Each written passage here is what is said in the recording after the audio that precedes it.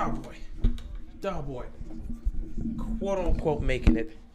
Even though I wouldn't count as quote unquote making it. But we are here. First drive for the Broncos.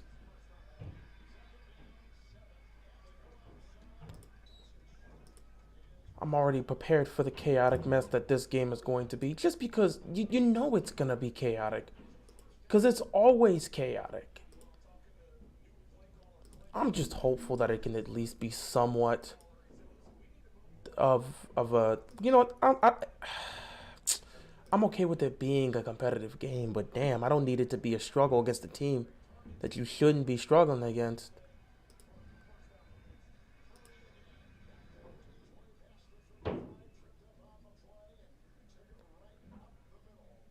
Anyway, what is going on, everybody? Just getting started here. Give me a second.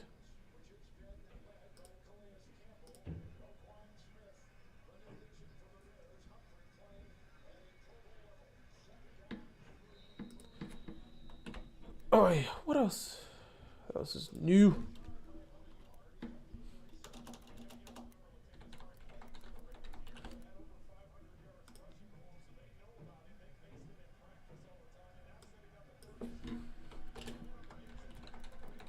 Can I make a stop here early on?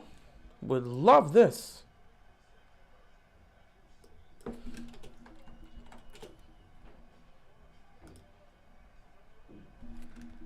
Come on, defense. He got the first down.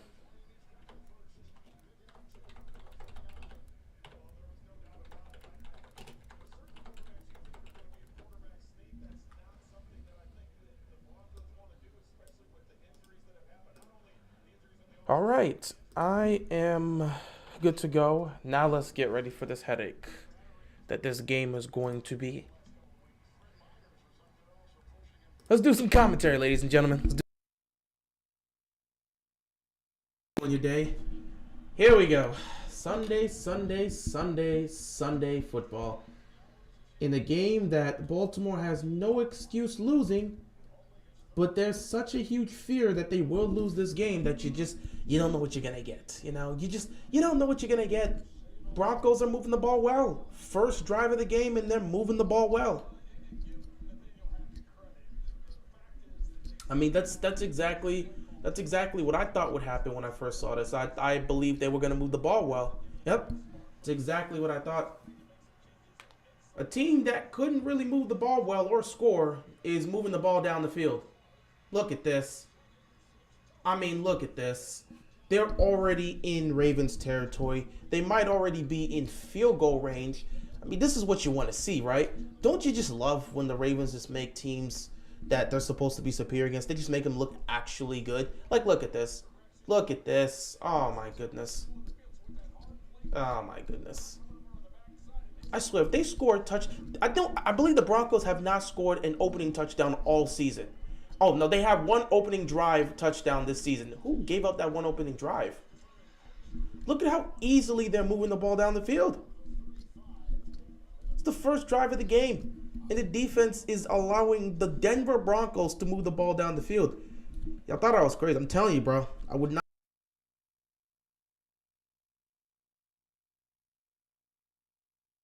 win.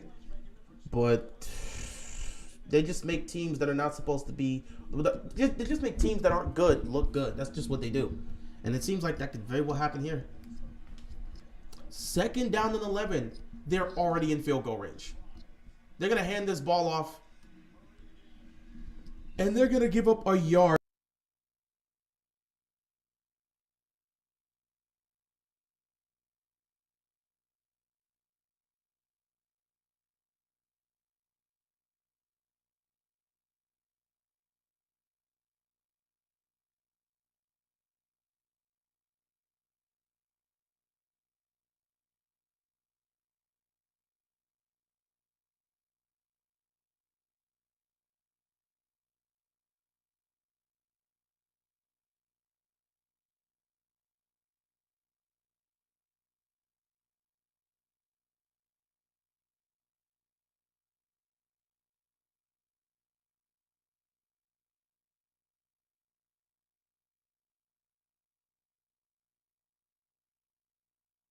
I love it. Everything. Are we good now? Is the mic good? I love it. I just got my setup. I literally just got my setup. So early on, it's good to have this. Okay, we're good now. It's good to have this. It's good to have this taken out early on. But yeah, they managed to make a stop, and looks like they're gonna give up a field goal attempt. Hopefully, they can miss this field goal. It's a 52-yard field goal. That's not guaranteed. That is not guaranteed. So 52-yard field goal attempt here for Denver. Kick is up, and it's clean. So Denver is going to get on the board. They're going to score a field goal on their opening drive, putting points up. So Denver starts the scoring here in Baltimore. 3-0 lead early on for the Broncos. First drive, came out here, put some points on the board. That's all you can ask. I don't think it's impossible to see Denver put up 20 points. You got faith in this match? I believe the Ravens are going to win, but I believe the Ravens are going to win, but I could see Denver putting up 20 points. Because for some reason, the Ravens like to make teams that aren't great look great for some reason. This team has struggled to put up 20 points all season. Yet, for some reason, I feel like they can come out here and put up 20 points against this defense. I don't know why.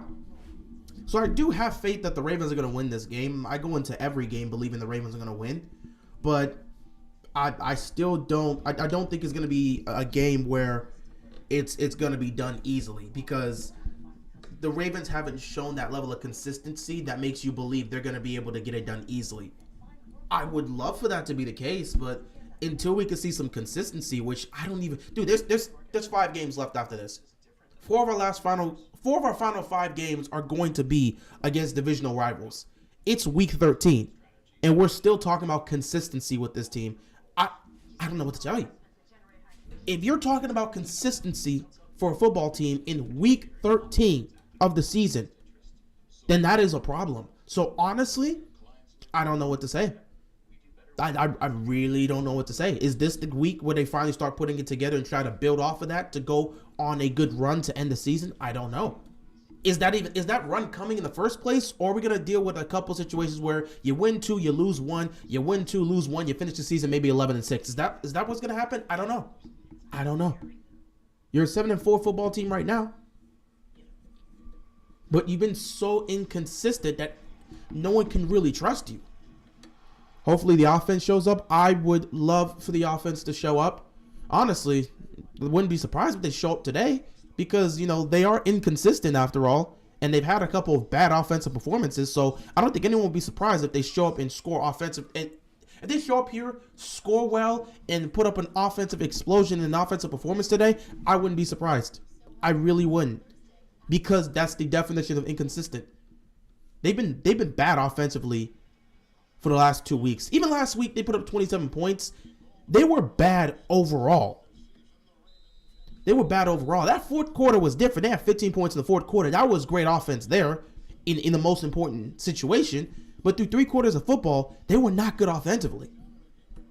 This could be a game where they show up and put up a great offensive performance and they're more consistent. I don't know if that's going to happen, though. I wouldn't put money on it, but it could very well happen.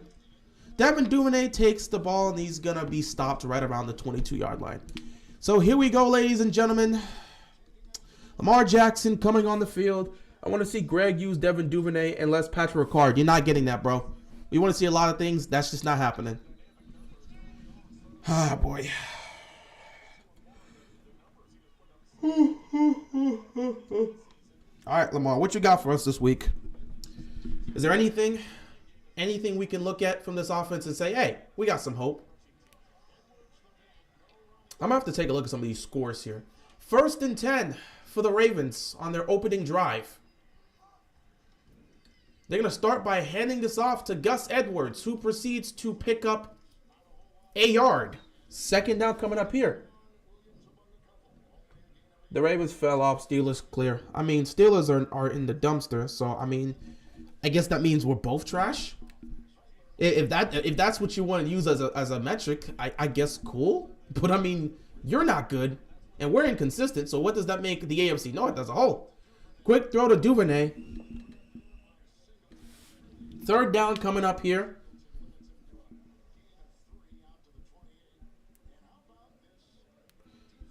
Third down coming up here for the Ravens.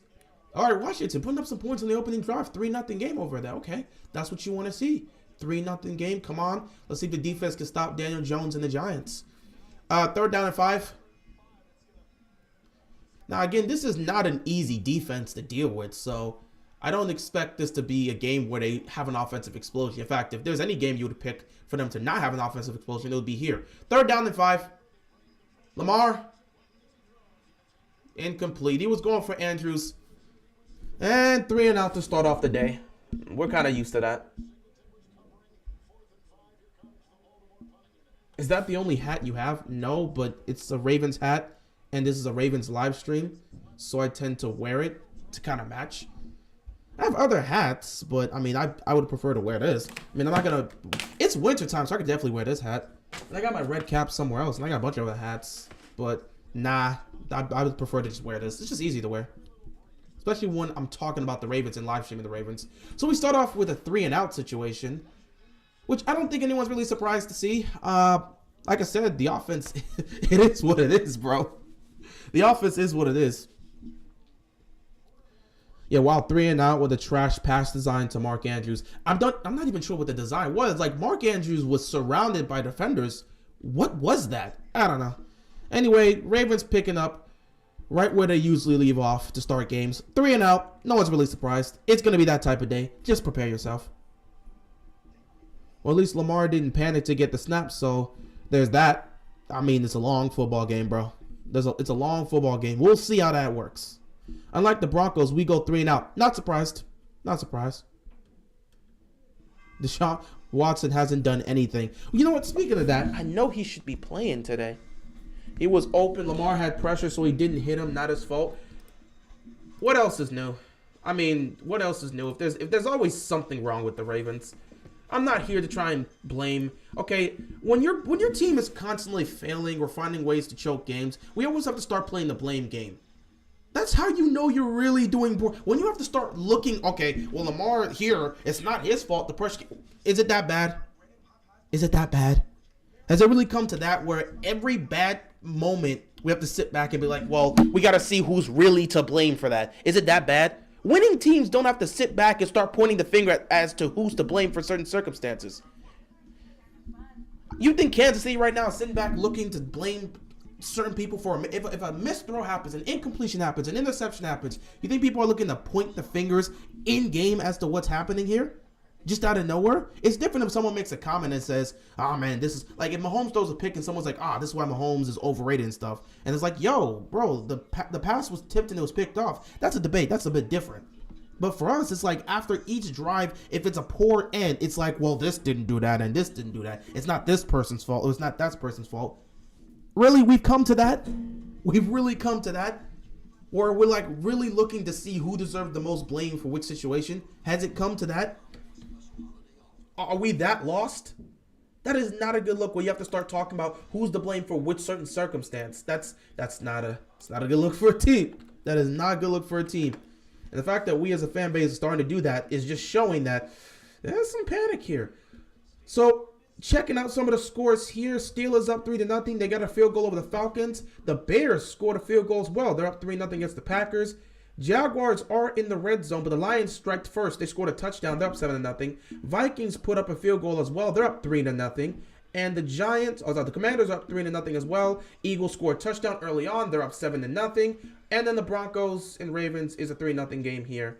Meanwhile, Browns and Texans, they're still tied at 0 apiece. Hold the phone, hold the phone, hold the phone. All right, looks like it was a 3-and-out for the Giants. Washington has the football back. Let's go. Let's put some more points up. 2nd and 6 coming up here for the Denver Broncos.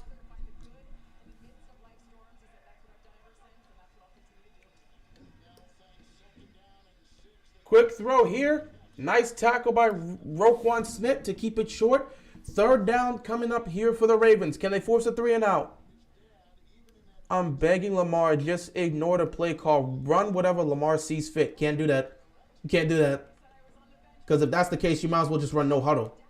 And you can't just go against what the coach is doing. Unless you're saying Harbaugh should just say run whatever Lamar wants to run. That's cool. But if Lamar just made that decision, you can't do that. Not to mention he would never do that. That's just not something you do. You don't go off the script, off the game plan, just to do whatever you want because, you know, you feel like this isn't exactly the best. 3rd and 1. Ravens defense makes a stop and forces the 3 and out. So, the Broncos are going to punt the football here. Ravens fans been toxic. That's why I look at a lot of Chiefs fan pages and channels, and trust me, they blame a lot of people. Even though they win, they still complain. Well, fans in general just seem to be doing that. But I mean, I'm not talking about like after the game. I'm talking about in the middle of a game. Like, we're doing that. Lamar, an incompletion here on 3rd down to Mark Andrews, and someone's immediately like, well, it's not Lamar's fault. Pressure's coming. We don't need to do that, guys. All right. It just wasn't there. It just wasn't there. So it is what it is at the end of the day. So Ravens get the ball for their 2nd drive. We'll see what happens. I will be back real soon. Give me a second.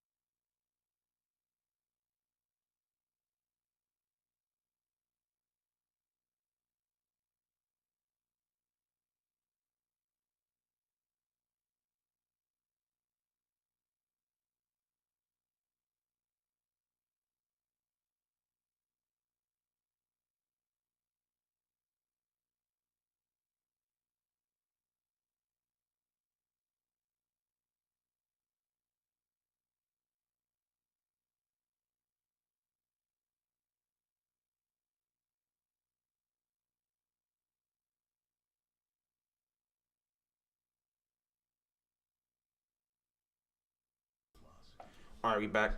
Yeah, I got work to do around the house, so I'm gonna probably be in and out throughout the day. We don't have an identity. I don't even know how we're 7 and 4. Well, because I actually don't even have an answer for that. 1st and 10 here for the Ravens. Lamar taking the snap. Nothing's there. He's just gonna take off himself, and he's gonna pick up the 1st down or come close. I mean, if the only thing, yeah, cause Lamar, I would have to agree. I mean, you're 7 and 4 cause Lamar. I mean, Lamar, I don't know, bro. This team's give credit to Lamar. Early on in the season, they were showing some consistencies, and we were like, there's just a few things they need to fix. But it feels like they've gone backwards offensively. It really feels like that because early on they were actually doing well offensively, and it was the defense that was costing you. Now you're sitting back. I mean, the defense is still somewhat costing you, but the offense is not playing the same way it was playing early on in the season. So, they're gonna give this a 9-yard game. Say Lamar was short. So here we go on 2nd and 1. Lamar is just gonna hand this off here, and Gus Edwards is gonna pick up the 1st down. They gotta get points out of this drive. They really do gotta get points out of this drive. They gotta get points out of this drive.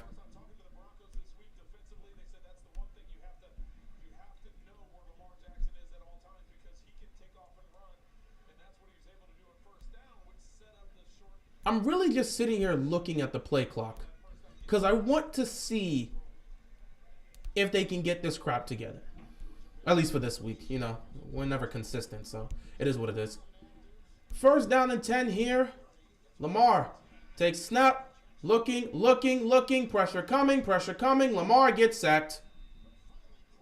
There was nothing there.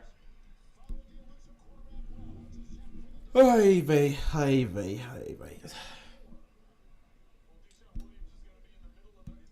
I want to see the all-22 view here. Offensive line is obviously going to be a struggle today because, you know, you're missing Ronnie Stanley. And that's just going to be a continuation until you can get Stanley back. So we'll expect especially on the left side, because they came from the left. So just prepare for a day like that. Now it's 2nd and 14. Already know you're playing behind now. You got to get something out of this. Lamar, quick throw. It's caught by Deshaun Jackson, who is on the field. They probably should look to utilize him a little bit more. We'll see. 3rd down coming up here. Can you pick up the first here? What? Great. Patrick McCary is questionable with a foot injury. I mean, just add on to it. Just add on to it. Because why not? Just add on to it. Just add on to it. 3rd down and 8. Can they pick up the first down? Who the hell knows? Lamar 2 of 3 for 9 yards. Can you get a first here? They're going to send pressure again because his offensive line can't hold. Lamar. It's caught by Duvernay, but obviously it's not going to be a first down. I mean, it's just nothing there. And they're going to get off the field again. Once again, the offense is doing nothing for you. What else is there? I mean, this is just very simple for them. Honestly, if I'm the Broncos, I'm blitzing. That offensive line can't hold us today, so I'm blitzing. You're not going to get time. I'm blitzing.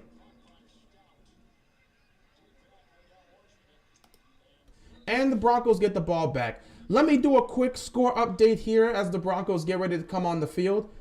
The Commanders, let me tell you something right now. The Commanders, I'm telling you, we can beat the Giants. The Commanders up 10-0 on the road against the Giants. Heineke hits Scary Terry for the 19-yard touchdown. Heineke on the day, 6 of 9, 66 yards and a touchdown. This is what I'm talking about. We can beat the Giants. There's hope. Listen, Baltimore right now is dealing with the iffiness. It is what it is.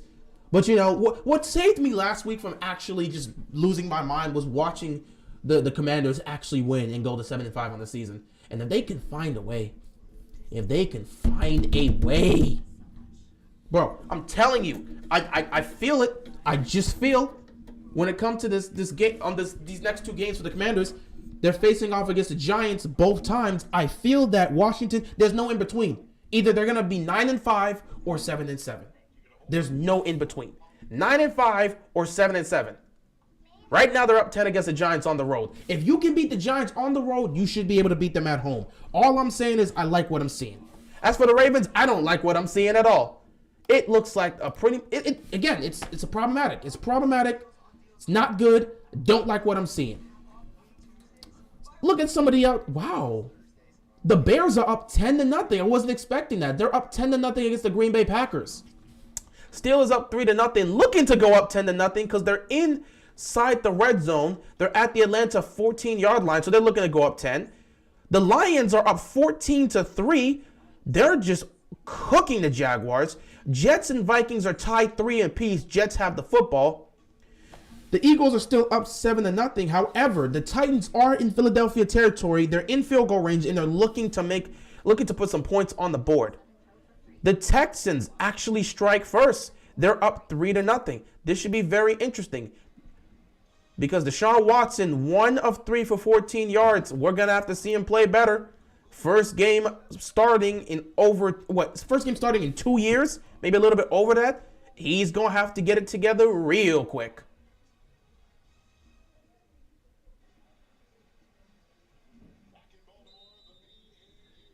Anyway, things are looking very interesting in Washington, and I love that the Commanders up 10-0. Don't choke this lead away. You got to keep putting it on them. The Giants are showing weakness, and the Commanders are hot. 1st and 10, quick throw here, dropped. Sutton, you got to make that catch. 2nd down here for the Broncos. What's wrong with Stanley again? He's hurt. He suffered an ankle injury. Lamar, what was it? The game against the Panthers. The game against the Panthers, he injured his ankle because Lamar fell on his ankle.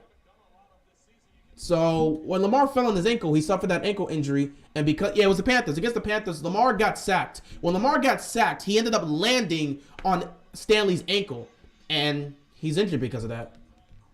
He's soft. Bro, an ankle injury is nothing to play with. That man, I get the fact that people want to, I get the fact that we're fans and we want to see these players out there, but we always like to call these players soft. You understand some of these injuries are very severe. Like, Stanley's injury was bad. He damn near snapped his entire ankle in half.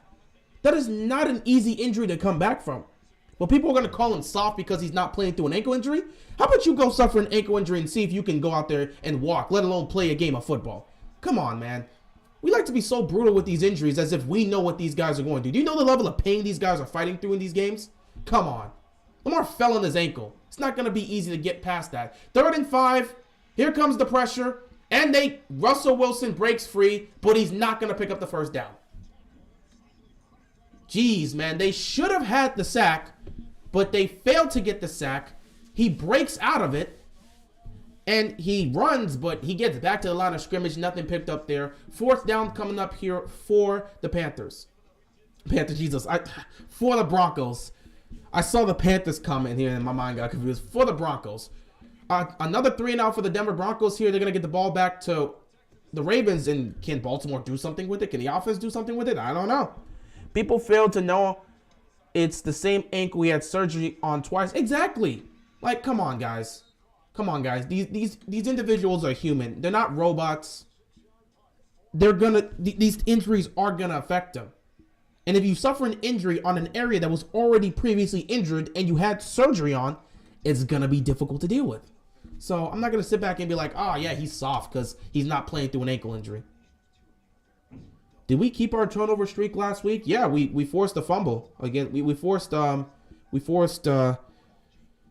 Trevor Lawrence to fumble the football. The offense will put up 40 points a game if they fire Greg Roman. That's not going to be the case. You can't just assume if they fire Greg Roman, all of a sudden the offense is going to be on all, like they're going to be clicking on all cylinders and they're going to be putting up 40 points a game. That's not exactly how that works, especially because it's going to take time to implement some sort of system, or better yet, you got to implement play calls that the players are going to be able to practice and get used to and feel comfortable with. Not soft, but he needs to retire. He needs to retire for what? Why would he need to retire? He didn't suffer any life. It was an ankle injury.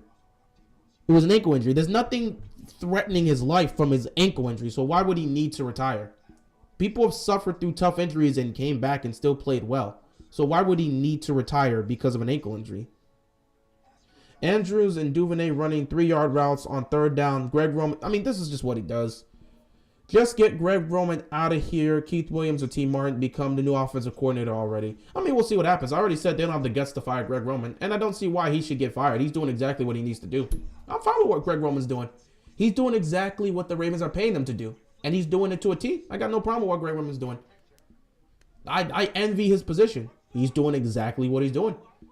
And like I said, this franchise, this team doesn't have the guts to fire him. Which is why everyone's hoping to God he takes that Stanford job, or hoping to God that the guys at Stanford offer Greg Roman a job and he takes it. He's not gonna get fired. He's gonna have to leave for a different opportunity. What's going on, Jeff? Hey man, just joined in. Hope all is well. I know you're locked in on the Ravens, but what are your thoughts on the Washington? I was just talking about that too. I love what the Commanders are doing right now. This is a red hot Commanders team taking on a Giants team that's starting to waver. 7-4 versus 7-5. I said this right now. I do not see a split between this series. Either Washington sweeps the Giants or the Giants sweep Washington. I don't after these two games that the Commanders are going to play, because they have the bye week next week. After these two games, they're going to be either 9-5 or 7-7. I don't think there's going to be in between. It could happen, but I think if the Commanders win, because they're on the road right now, up 10-0 against the Giants. They're at MetLife Stadium. If they can win there, they should be able to win at home. So if they win here, I could see them winning that next matchup at home. 1st and 10. Gus Edwards takes the ball. He picks up a couple yards. 2nd down coming up here. So I love what I'm seeing with the Commanders right now. They are playing well. Heineke is leading this team to where they want to be right now. He's not perfect, okay? He's not. He's not perfect, and we know that. But the team rallies behind what Heineke does, and I respect how this team looks at him and says, yeah, this is our guy. I respect how they're just rallying behind him, and I respect how he's just going out there and playing to the best of his ability. And it's just working out. He's not perfect. He's going to make mistakes. He's not an elite quarterback. He's not a great quarterback. But he's finding ways to help this team win right now. And that's all you can ask for. 2nd and 7, Lamar gets sacked.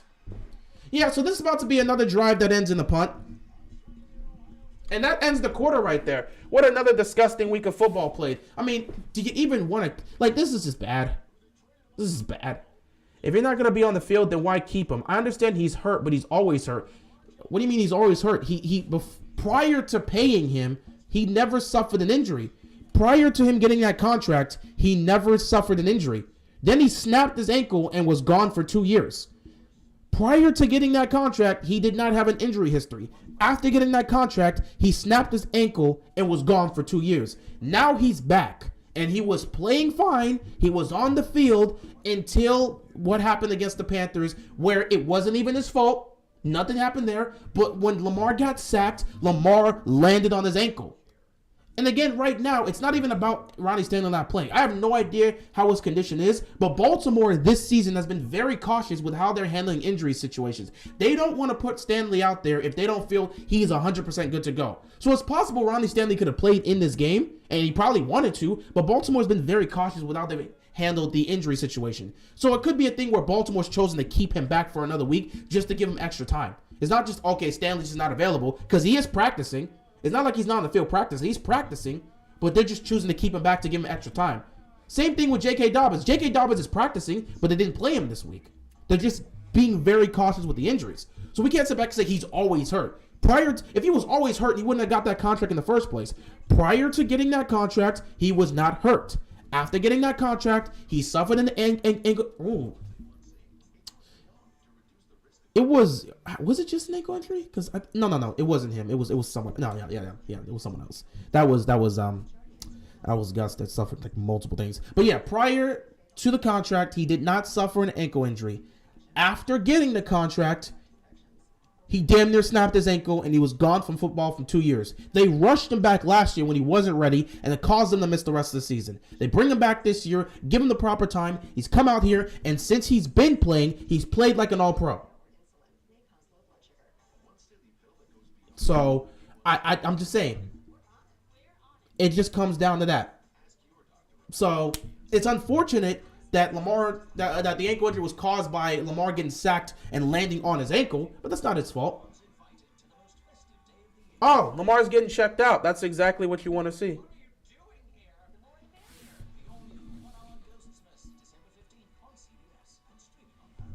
This is perfect. I mean, this is just perfect. This is perfect. Oh boy. Yeah, Huntley's coming in. So Lamar got hurt. I don't know if it's a severe thing or if it's a minor thing, but he's going to go get checked out real quick. It's probably that quad.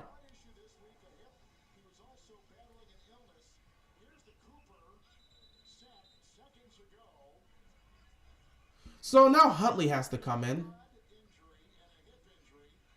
He's already dealing with multiple injuries and just fighting through this. Oh, goodness.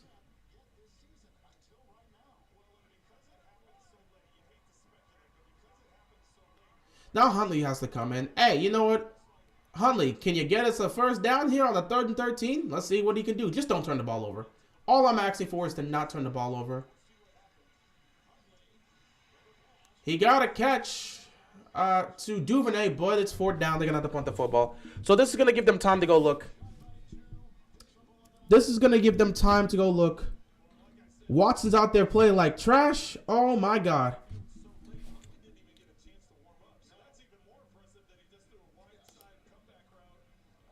So Deshaun Watson is absolutely playing like trash. 4 of 8. Well, I'm not going to say, well, he's not playing well, but 4 of 8, 57 yards and a pick. So we're going to have to punt the football again, and Lamar is going to get checked out. We're going to see what happens with that. The dude's already battling through several injuries. He's dealing with the hip well, he had the hip situation he was dealing with the other week. This previous week, he was dealing with a quad situation. I mean, I don't know what to tell you, man. It's just not a good thing. He's battling through injuries, and he keeps getting sacked because his offensive line can't protect him, and there's nothing we can do about it. There is nothing we can do about it. It is what it is. So 1st and 10 here for the Denver Broncos.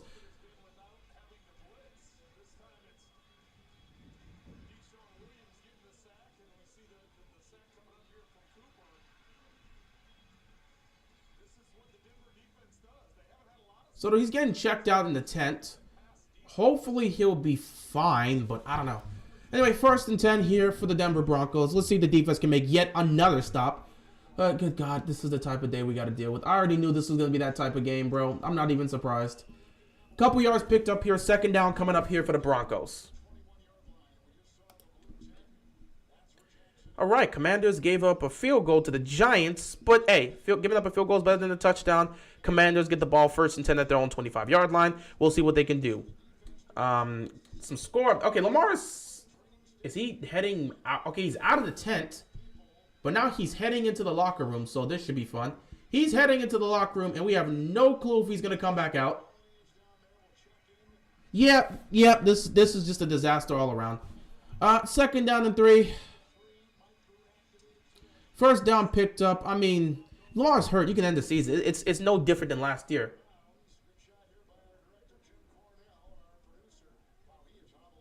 Oh, Lamar's done.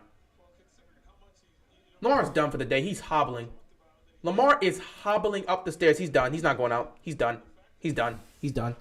He's done. He's done. He's done. He's done.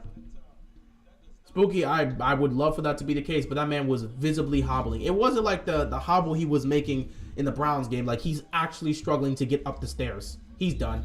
He's done. Maybe they probably will mark him potentially questionable depending on how severe it is, but I don't know. Would you want to go put Lamar back out there given the circumstance? This offensive line can't protect him. He's certainly not running anywhere. He's probably done. He's probably done for the day. So now Tyler Huntley, who was not prepared to play this week, has to come out here and play against Denver. I mean, you could probably just put this on ice. It's that type of year, bro. It's that type of year. Everything's going downhill for us once again. I mean, at least this year I'm prepared for it. 1st and 10, defense trying to make. Oh, sorry, 1st and 10. 2nd and 9, defense trying to make a stop here. A couple yards picked up, 3rd down. Pittsburgh up 6-0. Bears up 10-0. But the Packers are in the red zone looking to score. So Lamar has a knee injury and he's questionable to return, meaning he's probably not coming back out. So good luck, Tyler. Lions up 14-3. Vikings and Jets still tied 3 apiece. Commanders up 10-3, but looks like they're going to put the football. It's a tie game between the Eagles and the Titans. Good stop here on 3rd down by the defense, forcing a 3-and-out. Tyler Huntley's going to have to come out here. Texans in Cleveland territory. They're looking to add more points. Texans moving the ball. Cleveland's going to have to find a way to recover. You know, the media is going to be on like... I don't care what the media has to say. They can piss off. I'm going to apply for a Ravens job, climb up the ranks, and become the head coach, and fire Greg Roman. Greg Roman's not going to get fired. Even if you try it, I mean, there are people that can supersede your ruling unless you're the owner. You can't really sit back and say that.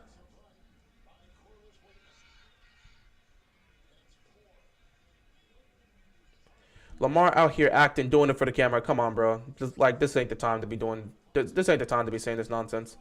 Wonder if Greg Roman will get more creative with his play calling. I don't know, and honestly, I'll just have to see. Defense looking hot at least, though, I guess. Lamar is not the same quarterback he used to be. He can't read a defense, can't hear the water. Yeah, sure, bro. I'm not going to have this conversation over and over again. If that's how you feel, you're entitled to your opinion. I'm not repeating myself anymore. I'm just not. Yeah, Lamar got hurt. He's questionable with the knee injury, so I don't know if he's going to come back in the game.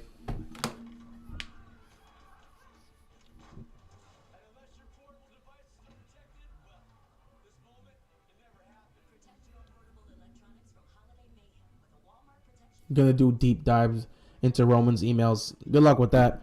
I straight up don't care no more, man. We weren't making a deep playoff run anyway. I mean, I didn't have us going to the Super Bowl, so it don't really hurt me like that.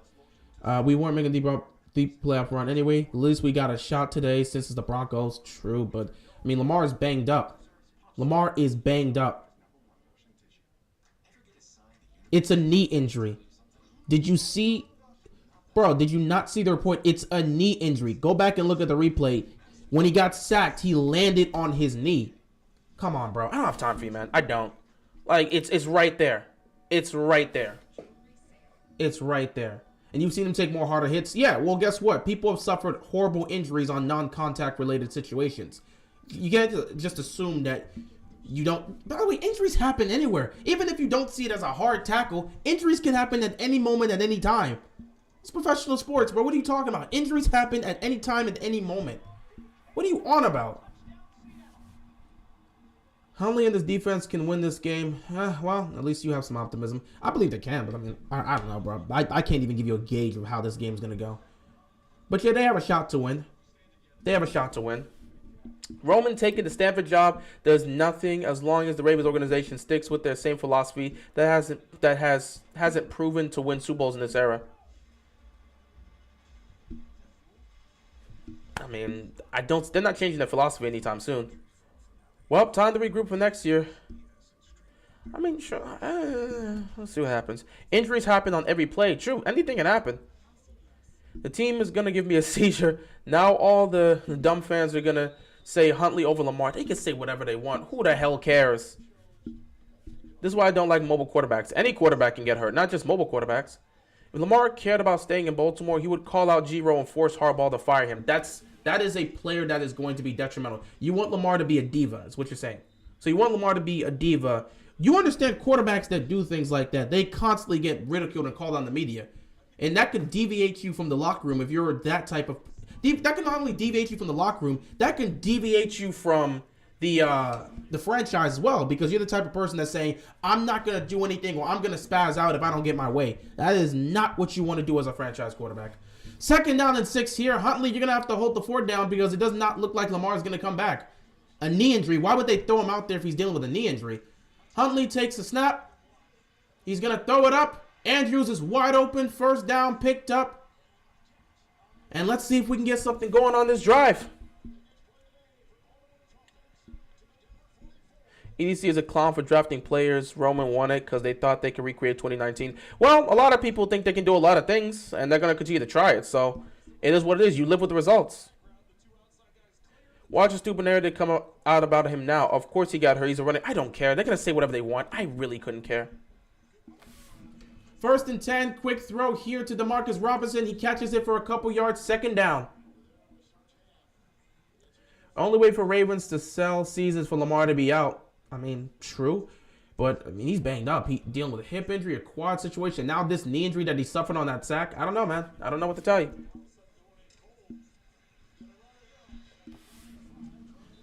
Second and 5.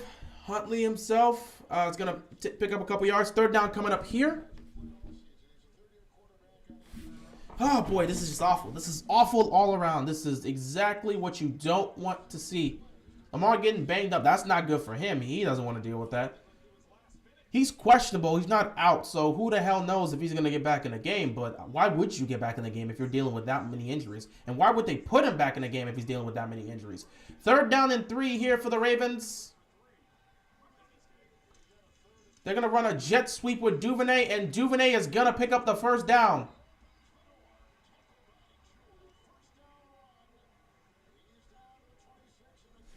First down picked up here by the Ravens.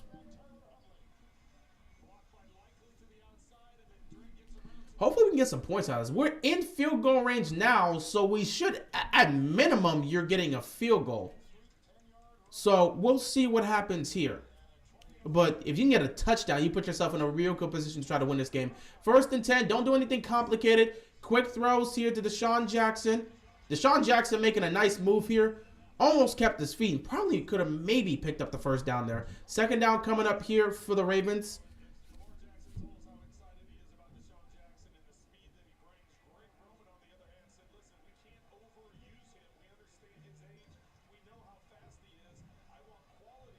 2nd and 5 here. Huntley takes the snap. Huntley looking. Nothing there. Looking. Firing. Incomplete. There's a flag on the play, though. This might be on the Broncos. Personal foul on the defense.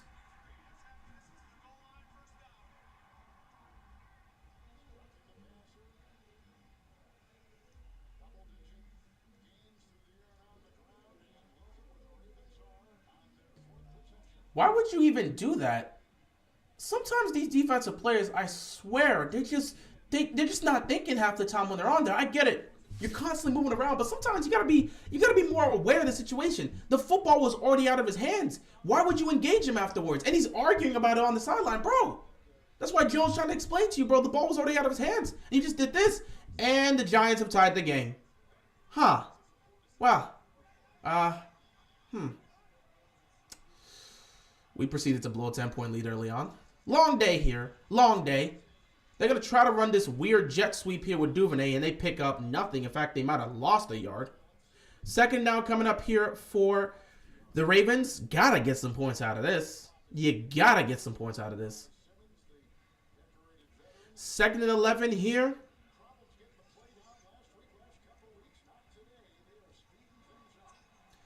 Huntley takes the snap. Huntley looking, firing over the middle. It is caught by DeMarcus Robinson, but it's getting stopped here. Here's the fun part, man.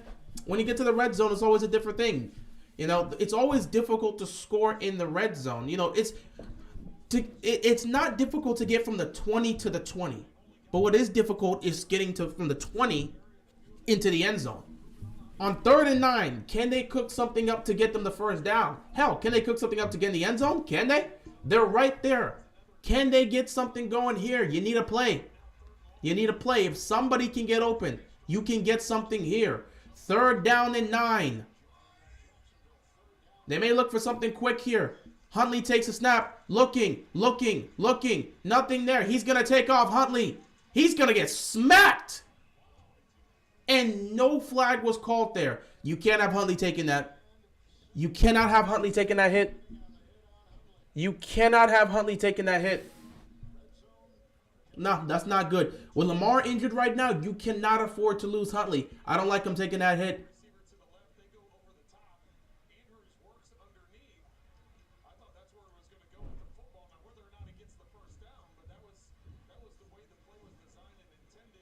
Fourth down here. And they're going to kick a field goal. Yeah, we lose Huntley. It's a wrap. These quarterbacks in the Ravens have no vision. I mean, Lamar has vision. This is not an argument. Either they can't read, either that or they can't read the defense. Again, Lamar can read defenses. I'm not exactly sure what you're trying to imply.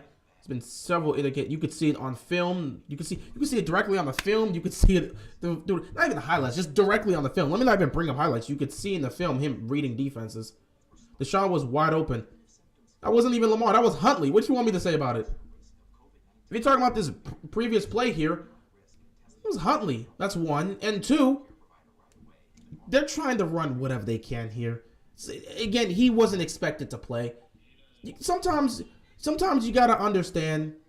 Sometimes you got to understand some of these guys here. When they're backups, not in the red zone, he can't. Who? Huntley? Was I'm not exactly sure what you're talking about. Honestly, if Lamar Jackson leaves the Ravens, I'll leave the team with him and go wherever he goes. I mean, you're free to do that. It's your choice. But Lamar in the red zone, it is horrible. That's actually been this year. I mean, Lamar, actually, first of all, early on in the season, Lamar in the red zone was one of the best. And as the weeks have gone by, he has started to get bad. And since then, it hasn't been great. But overall, if you look at his career, overall in the red zone, Lamar has been great. So saying Lamar in the red zone is horrible, that's just not a correct take to make. If you're saying Lamar is horrible in the red zone this year, then you could say this past, let me not even look at it, past what, week 5? Week 5 or week 6 and beyond, we have been bad in the red zone. Lamar himself has been bad in the red zone week 5 and beyond. But the first 5 weeks of the season and overall in his career, Lamar has been great in the red zone. So I'm not sure exactly what you're trying to insinuate, saying that he's not good in the red zone. If you're speaking on this season, sure, if you're talking about from week 5 and beyond, because the first four weeks of the season, Lamar was fantastic in the red zone. And they were one of the best offenses in the league because of that, which is why he was one of the leading candidates in the MVP race early on. So I'm not exactly sure what you mean about saying he's horrible in the red zone. Are you speaking about he's horrible in the red zone this season, or what are you speaking on? We can't score in the second half. Yeah, I mean, there's been issues scoring in the second half. There have definitely been issues scoring in the second half. But it's not like Lamar has been the only reason for that. Lamar has a part to play in it, but execution has to come there, and there's been several passes that have been dropped in the second half that should have been touchdowns, and then the play calling in the second half has always gotten conservative, especially during the first half of the season. When we were having these huge leads, a big part of why we were blowing them is because offense got conservative. The play calling switched and got conservative, and they were just trying to hold on to the lead. They started pressing at times. So it wasn't really just a whole Lamar thing. That's a whole team thing. You can't just blame it on one individual, especially when the play calling switched from being aggressive to being conservative in the second half. There's a difference. Anyway, it's a tie game here. I don't know what to tell you. It's a tie game here, 3-3 apiece. 5:55 left to go in the first half. This is going to be a very low-scoring game. Baltimore's defense is going to have to show up again. Wow, shout out to Maria with the donation. I appreciate the love and support. Thank you so much. Let's make it to the playoffs. Maria, I'm with you, man. I'm with you. I hope we can make it to the playoffs. I'm praying we can make it to the playoffs, because anything can happen when you get into the postseason. But we've got a lot of games to deal with. 4 of our final 5 games will be against divisional rivals. We cannot afford to mess up there. But yeah, shout out to you, Maria, with the donation. I appreciate you. Thank you for the love and support. 1st and 10. Russell Wilson going to check this down. And he picks up a couple yards. 2nd down.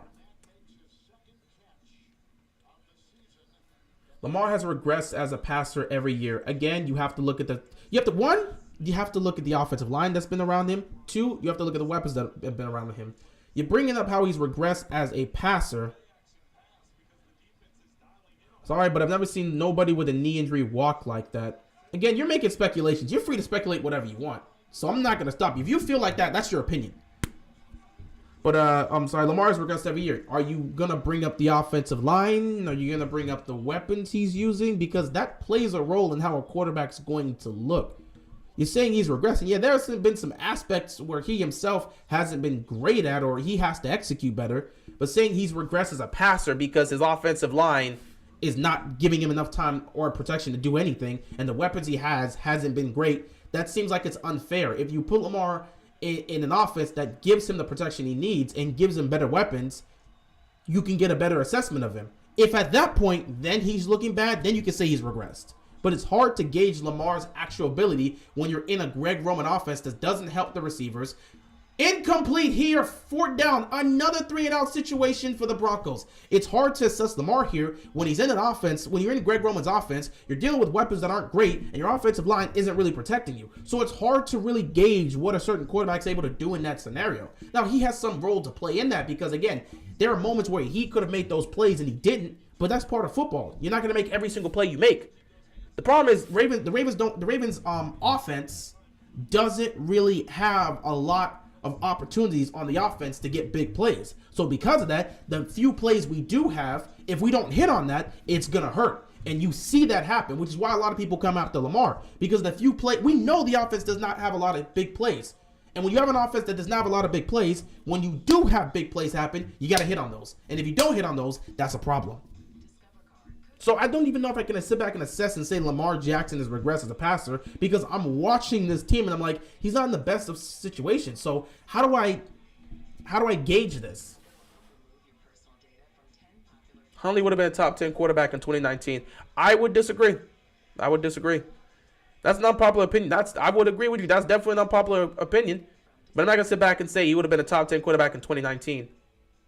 First of all, Tyler Huntley wasn't even on the team in 2019.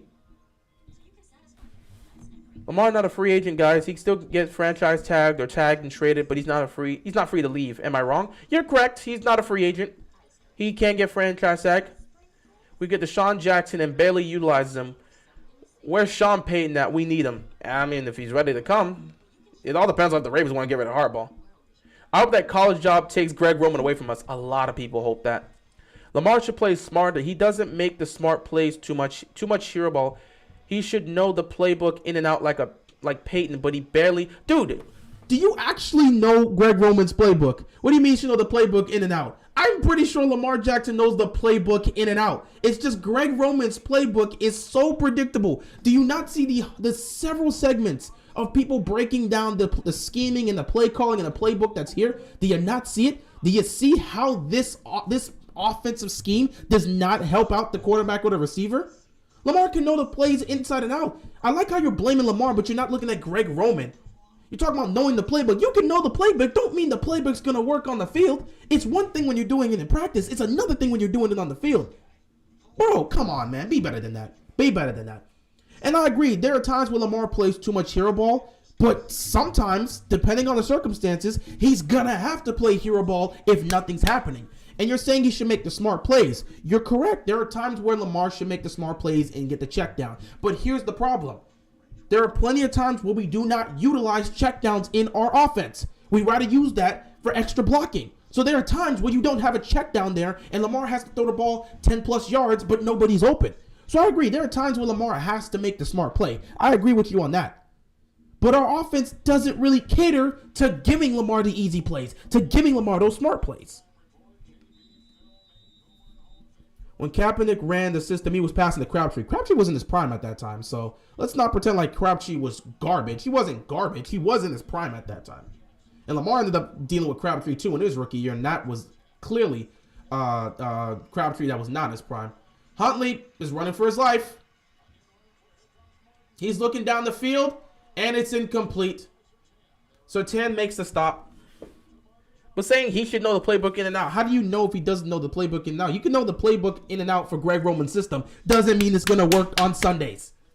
And execution has to matter. So if these receivers aren't making a catch, well, what do you want? It just seems like you're trying to blame Lamar for everything here when we really should look at everything as an entire scale, not just Lamar.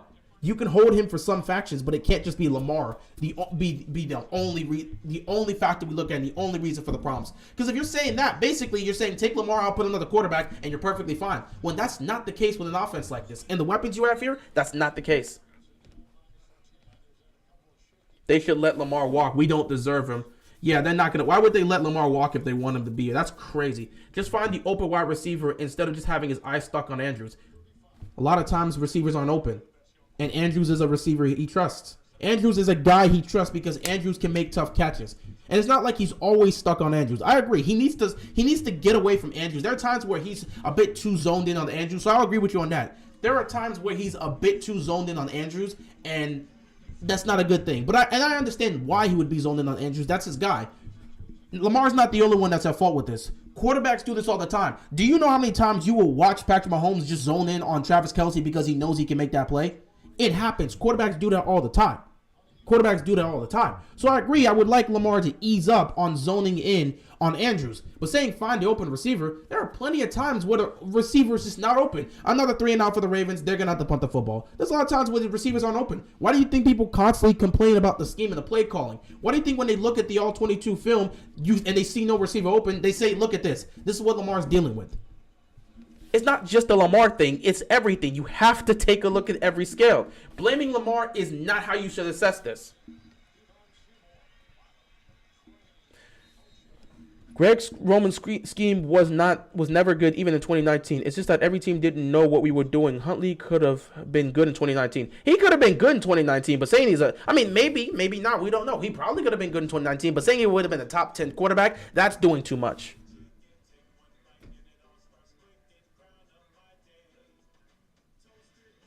When players know the call the plays out on the other side, what do you expect? Exactly. We've seen this. They've definitely talked about how they have called out. Not them, but Lamar has talked about how he's seen defensive players on the other side call out the play they're about to run as they're getting ready to run. This is not new. This has been specified on several occasions. So, It's tough. Lamar doesn't make audibles. Here's another thing that you're not talking about. You're really blaming Lamar. Lamar. This is why I'm saying you got to look at the whole scope. Lamar can't make audibles because there's never enough time on the play clock. Why? Because with Greg Roman's system, well, not even Greg Roman's system, Greg Roman's habits, he's taking too long. Russell Wilson's going deep. He's got a man open. It's caught.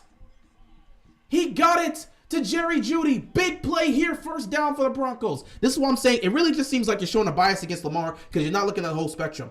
Where can Lamar make audibles if there's not enough time in the play clock? Greg Roman is taking way too much time to get the play call down to the offense, so it takes them longer to get set. By the time they get set, the play clock stops running. The play clock starts running at 5 seconds, and it's like, what time does Lamar have to make an audible? So it seems like you're ready to blame Lamar for everything, but you're not looking at the entire scope. And you can say, well, Lamar is part of that. No, this has been a Greg Roman thing since way back in San Francisco. Go look at the articles. Ravens fans are really doing research. Go look at the articles. Greg Roman has been having issues with the play call, with the play clock and getting his guys set and dealing with these delayed games. He's been doing that for a decade now. That's not a Lamar thing. That is a Roman thing. But he's been in the system for how long now?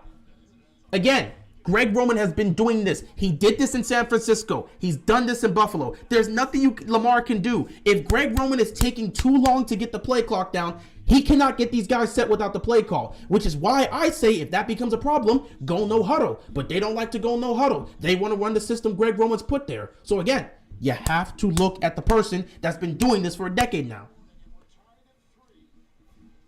I can't blame Lamar for not being able to make audibles when he has 5 seconds left on the play clock. That's not a Lamar situation. That's more on Greg Roman, the guy that's been doing this for a decade now. And you got to look at John and say, why isn't he holding him accountable and making sure that doesn't happen? How did Lamar get hurt? He hurt his knee. When he got sacked, he landed on his, I think it was his left knee. He landed on his left knee and he suffered a knee injury. So he's questionable. Don't know if he's going to come out for the second half, but we'll see.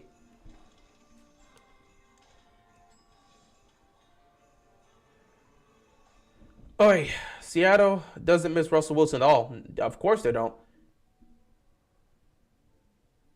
Maybe one time Lamar can actually complete a deep ball, not to Deshaun Jackson. Well, if you got people that can actually, continue to run on their route. If you had fast receivers that can actually continue to run on their route instead of slowing down, you'd probably be able to complete more of those. But at the same time, Lamar, you still got to hit those guys if they're open. No one's going to give you an excuse for that. Use Andrews as bait. That would be smart, right? People don't fall for it. Andrews gets double teamed and it still doesn't work out. You're saying that would be smart. They use Andrews as bait. He gets double teamed and it still doesn't work out in their favor. Think about that. Andrews gets double teamed and they still struggle to get somebody open. This is not a joke. Go look at the film. There have been several moments where teams will double team Mark Andrews and dare one of the other receivers to beat them. And then you just look at the all-22 and nobody's open. So even when Andrews is getting double teamed, receivers aren't getting open consistently. So using Andrews as bait isn't enough to be able to open up the offense for them. They've tried it. Hasn't worked out. This season's about to go downhill. It is what it is. Before I continue with some of these comments, let me give a couple score updates here. So, the Steelers are up 13-6 against the Falcons. That's crazy. Kenny Pickett, 8 of 15, 119 passing yards and a touchdown. They're going to win that game. Well, I don't know. I think they're going to win that game. Bears are up 16-3. Justin Fields on the day. Justin Fields is just a monster, man. 4 carries, 71 yards, and a touchdown in the second quarter, but he's 7-9 and 126 yards passing. Interesting. Dude's a monster. Lions up 20-3 against the Jaguars. They're absolutely destroying them. Vikings up 10-3 against the Jets. Commanders up 13-10 against the Giants. Giants do have the football. 2-minute warning for them. Eagles up 14-7 against the Titans. Eagles have the ball in Tennessee territory. And then the Broncos, Ravens are tied 3 apiece. And then Texans are up 5-0 because of a safety that happened. And the Browns have the football, but they're doing nothing with it. Deshaun Watson is looking awful. 2nd and 13. 2nd and 13. Stop there. 3rd down coming up here. EDC doesn't care that Lamar is getting sacked or that he has the worst offensive coordinator in history. He doesn't have the worst offensive coordinator in history, but he does have an offensive coordinator that's probably reached his time here in Baltimore. Or that he has no weapons, but EDC wants to make out with his draft bust picks and his veteran defensive players. That's funny. 3rd and 11 here. Russell Wilson throwing over the middle. It is caught. Hell of a play. Look at the Broncos start to move the football. Defense is getting tired. They can't keep trying to hold up for the offense. They're about to give up a touchdown. All you can do at this point is hope they only give up a field goal. That's all you can hope for.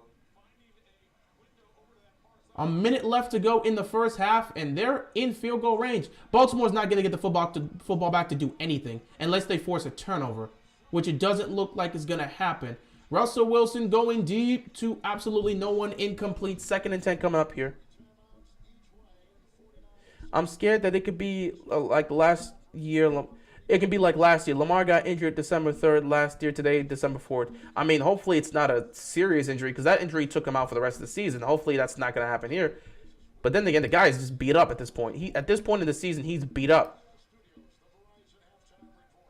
I cannot wait for halftime because this has been a disaster. It's a 3-3 game, so I mean, yeah. It's not even fun watching Ravens games anymore. But, you know, as an old school Ravens fan, I'm used to seeing 3-3 football games, which is why I can still talk about this. I'm not surprised to see this. I'm so used to watching this that you don't even see me getting mad here. I'm just used to it. This is well within my comfort zone. 3rd down coming up here for the Broncos. Can the defense make a stop and force them to kick a football into the goalpost and get a field goal? Can they stop them and force them to kick a field goal? 3rd and 8.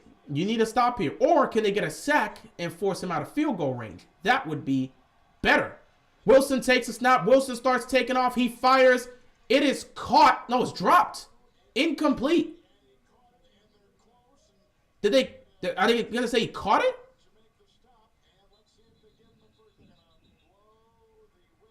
Let me see the replay. Did he catch that? Let me look at this replay.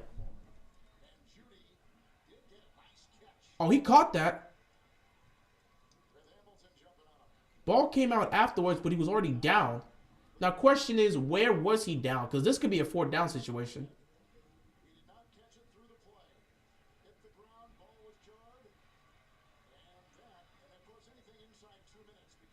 They might review this. I don't know if this is going to be a catch.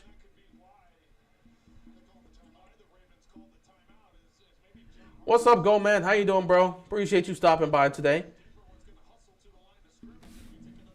Yo, did he maintain possession as he felt it? This could be counted. I don't know if they're going to call this a catch. They're reviewing it, but this might not be a catch here.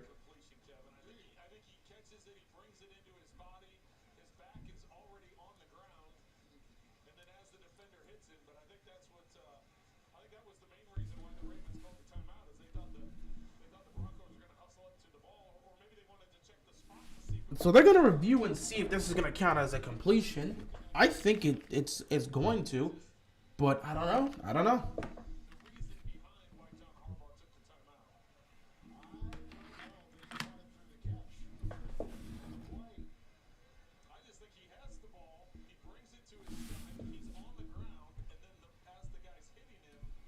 Yeah, I think that should be counted as a catch, but I have no idea what they're going to call it.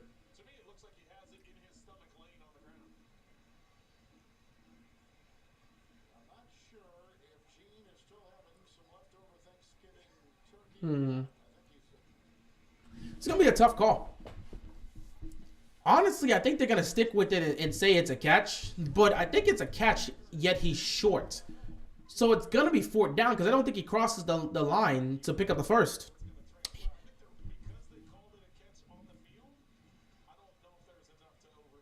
I don't see enough evidence to overturn what's being seen here. So we'll see what their review determines. Quick score update. Steelers still up 13-6, and they look like they're about to put more points up because they're in Atlanta territory again.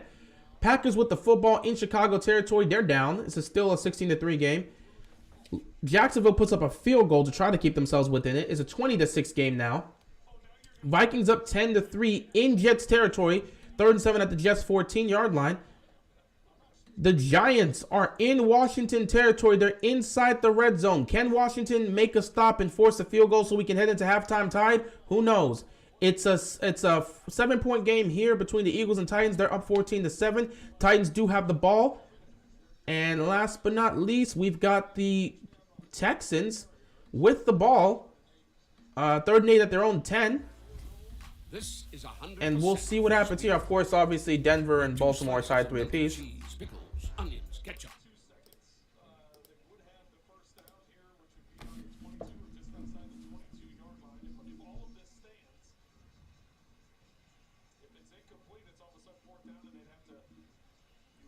Does he pick up the first, though? Let me see. What's the call? So he's short. So it's going to be a catch, but he is short, so it's 4th down. So if you're Denver, you can choose to go for it here. You got nothing to lose. You're a 3-8 football team. You got nothing to lose. So the call is going to stand. The call is going to stand. It's going to be a completion. However, he was short, so it's going to be 4th down and 1. And if you're Denver, you're a 3-8 football team. You don't really care about your season's pretty much done. So you might as well go for it here on 4th down. Question is, what are they going to run on 4th down? I don't know if you just run this up the gut. You could get it, but I don't know if they want to do that. Quarterback sneak here with Russell Wilson? I'd probably do a quarterback sneak. Are they going to snap this? They're not going to snap this.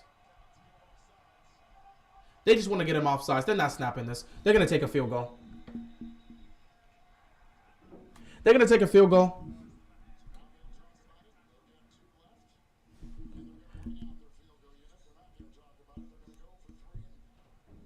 I mean, oh yeah, Lamar has not thrown very good for several weeks because he has been hurt, hip injury and hurt. Yeah, he has a hip injury, he had a quad injury, and now he has a knee injury. The man is banged up left and right.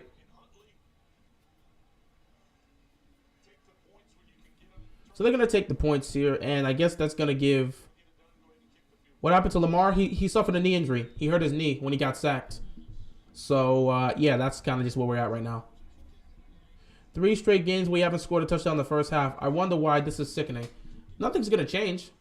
Field goal is up, and it is good. And the Broncos take a 6-3 lead with 37 seconds left. Now, Baltimore has all 3 of their timeouts, so if they can get in the field goal range, they could probably do something, but who the hell knows? Now, one thing I got to check here, please, for the love of God. Washington, hold up. 2nd and goal at the Washington 8. 5 seconds left. Come on. We'll go into halftime tied. We will go into half. There we go. Field goal. We'll go into halftime tied. The Commanders and Giants are tied 13 apiece heading into halftime. It's been one hell of a first half, but these two combatants are fighting. 7-4, 7-5, 13-13 each. That was tough, bro. That was tough. Steelers still up 13-6. Packers down 16-3 here. Lions up 20-6. Vikings scored a touchdown. They're up 17-3 now, just dominating the Jets. It's a 13-13 game between the Commanders and the Giants. Eagles up 14-7. Broncos now up 6-3. And the Browns score a touchdown. The Browns score a touchdown. How did they score a touchdown? A punt return touchdown by Cleveland. A 60-yard punt return touchdown by Johnson to finally put Cleveland on the board. They're up 7-5. A spark for Cleveland. Why didn't the clock run? I honestly not exactly sure. Will you be streaming Chiefs Bengals? Unfortunately, I will not be. I really wish that was a Sunday Night Football game. I would have loved to have streamed it, but I have something to do after this, so... You know, I won't be able to stream that. I'll probably try to talk about it, but I'm not going to be available to stream that game. So, yeah, I got work to do after this. So, yeah. 1st and 10. Huntley, you got 3 timeouts. Can you get this? Wow, a jump already.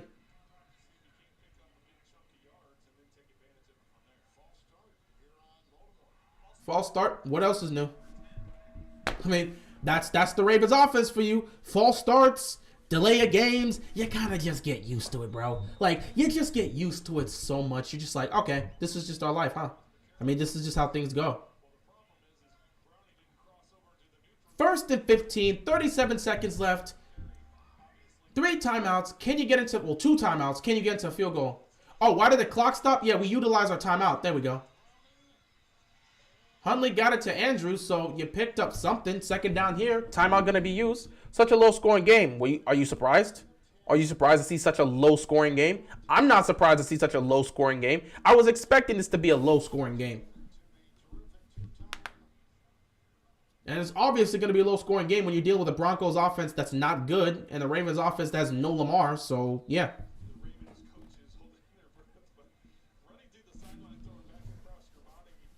They really shouldn't have. Man, Sunday Night Football is awful. I don't know if I'm going to do this. I can't, bro. I might have to make a Ravens live stream for that Sunday Night Football. I don't know. 2nd and 5. He needs a good 20-plus yards here. Huntley throws it to Deshaun Jackson, and he just completely overthrows him. You see that? Did y'all see that throw by Huntley? This is what I'm talking about. He has no touch. He cannot hit anything downfield. Like, he just overthrows receivers beyond. He'll either overthrow him or just throw it out of bounds completely, and it's just like, oh, well, that's just the case. It's a game. It's a part of his game that he's still working on. 3rd down and 5. Looks like Baltimore is about to punt the football again. 1 of 6 on 3rd downs today. I mean, that's just what you got to deal with.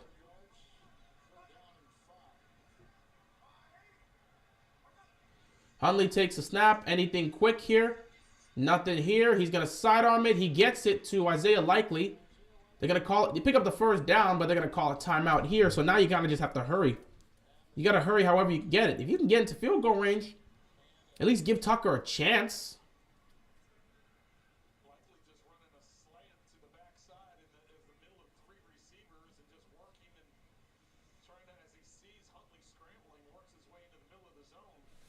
They got 21 seconds left here. They have no timeouts left. So no timeouts left. 21 seconds left. They're going to see if they can try to get to some level of field goal range. Just give Tucker a chance to tie this game before we go into halftime. It's a 6-3 game here in Baltimore. Can they get into field goal range? 21 seconds left. 1st and 10. Huntley takes a snap. You got to get something quick here. And Andrews just drops the ball. If he catches that, he's probably in field goal range. But, you know, it is what it is. This is looking so bad for us. What else is new, man? I don't know what to tell you, bro.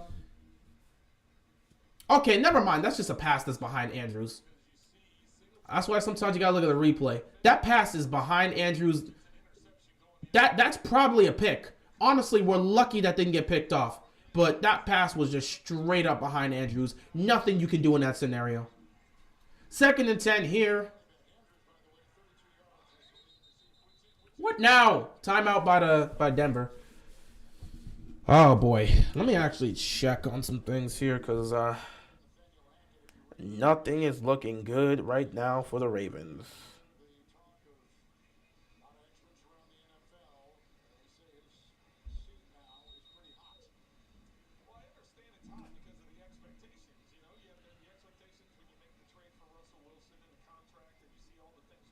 I gotta check some things out here.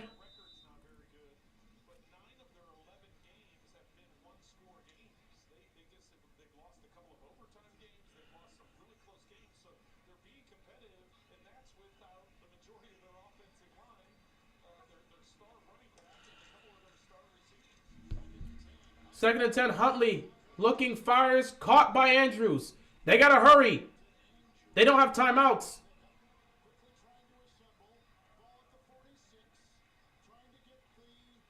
They didn't get in time. They didn't get in time. That's the end of the first half.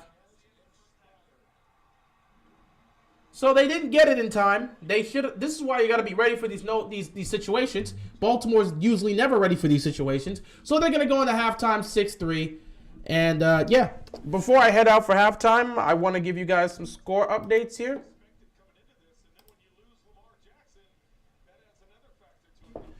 Steelers are up 16-6. They will most likely go into halftime up 16-6, so they're in a good place. Packers got the touchdown just before halftime. It's a 16-10 football game. 17 seconds left. They'll most likely go in with that score. Lions dominating. They're up 20-6. They're at field goal range, so if they don't pick up the first down here, they're going to kick a field goal most likely. Vikings up 17-3 in Jets territory. Under 2 minutes left. Commanders and Giants are tied 13 apiece at halftime. Titans managed to get a field goal. They're down by 4. It's a 14-10 football game here in Philadelphia. Broncos up 6-3, and the Texans are about to punt. 2 minutes warning for them. It's a 7-5 game in Houston. So there we are, going into halftime. I feel like I'm about to go into tank mode. It wasn't that bad of a throw because if he leads him, it's a pick. Well, I mean, it wasn't. If he leads him, it's a pick. But the throw, it's a very tight throw. You got to put it on him. You don't have to lead him, but you got to put it on him. And the way he threw the football, it was a throw behind him. Andrews had to reach, try and catch it. So the throw was behind him. There's really nothing you can do. That's probably not the place you want to go with the football. Unless you can somehow fire it in perfectly without leading him. That's probably where you don't want to go with the football because he threw it behind him. He threw it behind him. So it is what it is. Anyway, we are at halftime. Ravens down 6-3 in this game. Ravens get the ball coming out second half. But the question will be, will Lamar Jackson return? My answer is most likely not because he looked like he was not going back on that field. But we'll see what happens. It's a 6-3 game and we'll see how things go down. Anyway, I will see you guys in the second half.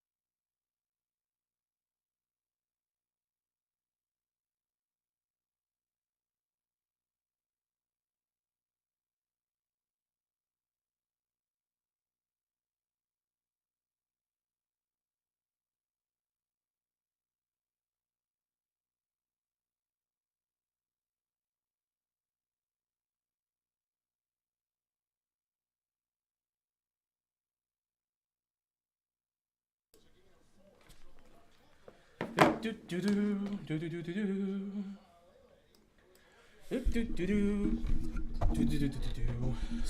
if you haven't heard, Lamar Jackson's out for the rest of the game. Like I said he would. So, they're going to have to find a way to win the football game here with Tyler Huntley. Good luck. I don't know what to tell you. Best of luck. Best of luck. 2nd and 6 here for the Ravens. Huntley takes a snap. Quick throw. It's caught by Duvernay. Immediately tackled. He might have picked up the first down there. Actually, based on where he was, he might have been a little bit short. Yeah, he's short. 3rd down and 1 coming up here for the Ravens.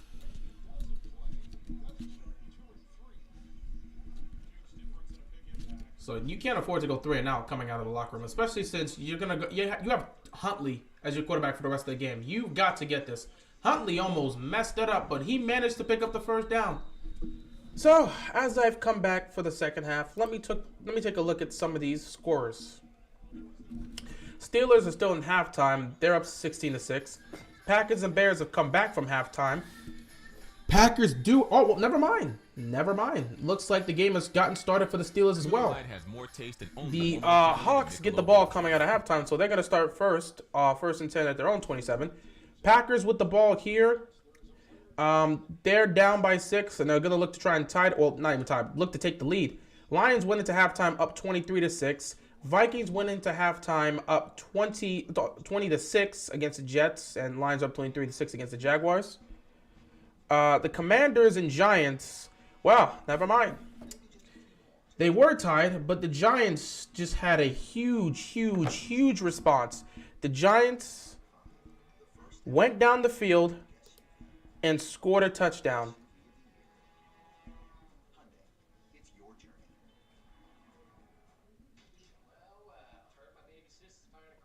Daniel Jones got it to Hodgins for 6 yards. So the 6-yard touchdown, Giants take the lead. They have put up 21 unanswered.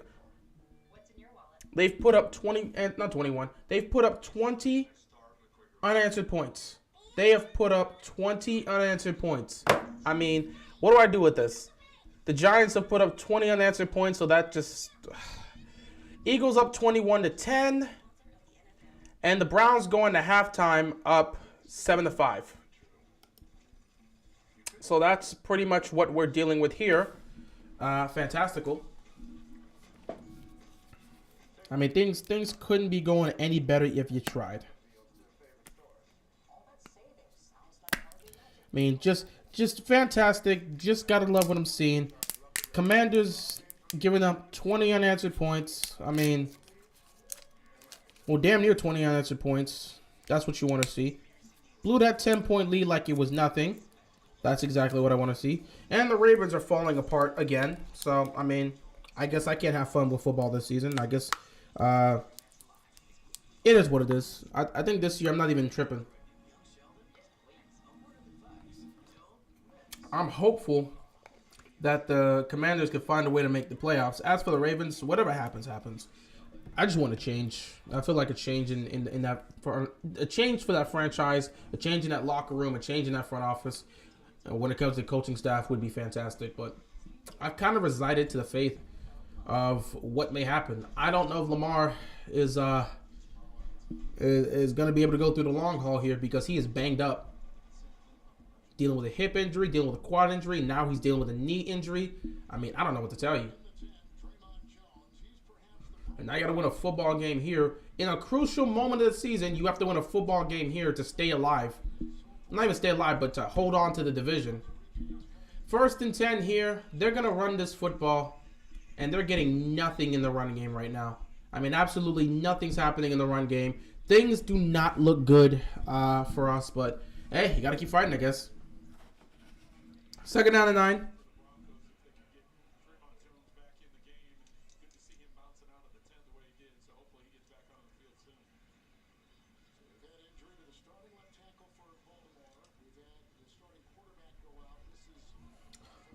Ah, boy.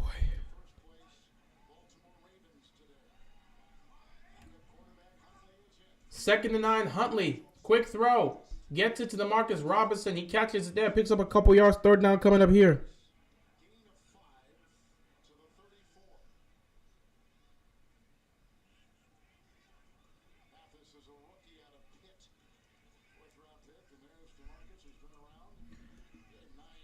Everything just seems to be falling apart for the Ravens. But they're going to pretend everything's all right. Because that's the Ravens' way now. Third down and 3.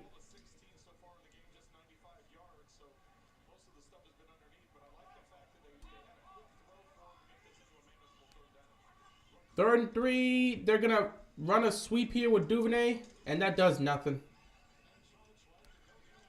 Oh, boy. It's going to be that type of day. Oh, God. It's going to be that type of game. Oh, why?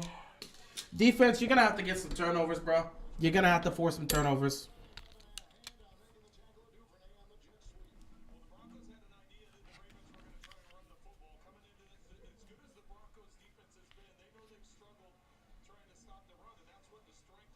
Great. Why did we call it jet sweep on 3rd and 3? Because that's the Roman offense. I mean, I don't know what else to tell you. That's the Roman offense, man.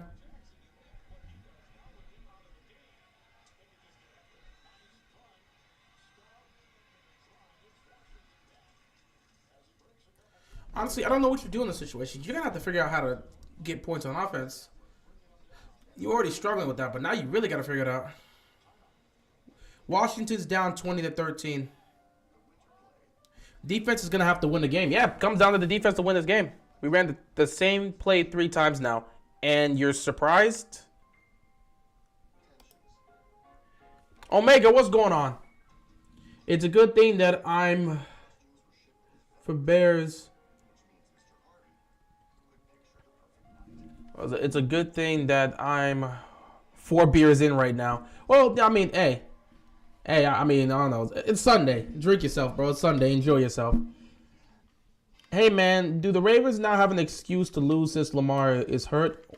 I don't want us to have excuse. How about we not have excuses? How about we just win games? Why should we be making excuses? Do they have an excuse for this? How about we just win games?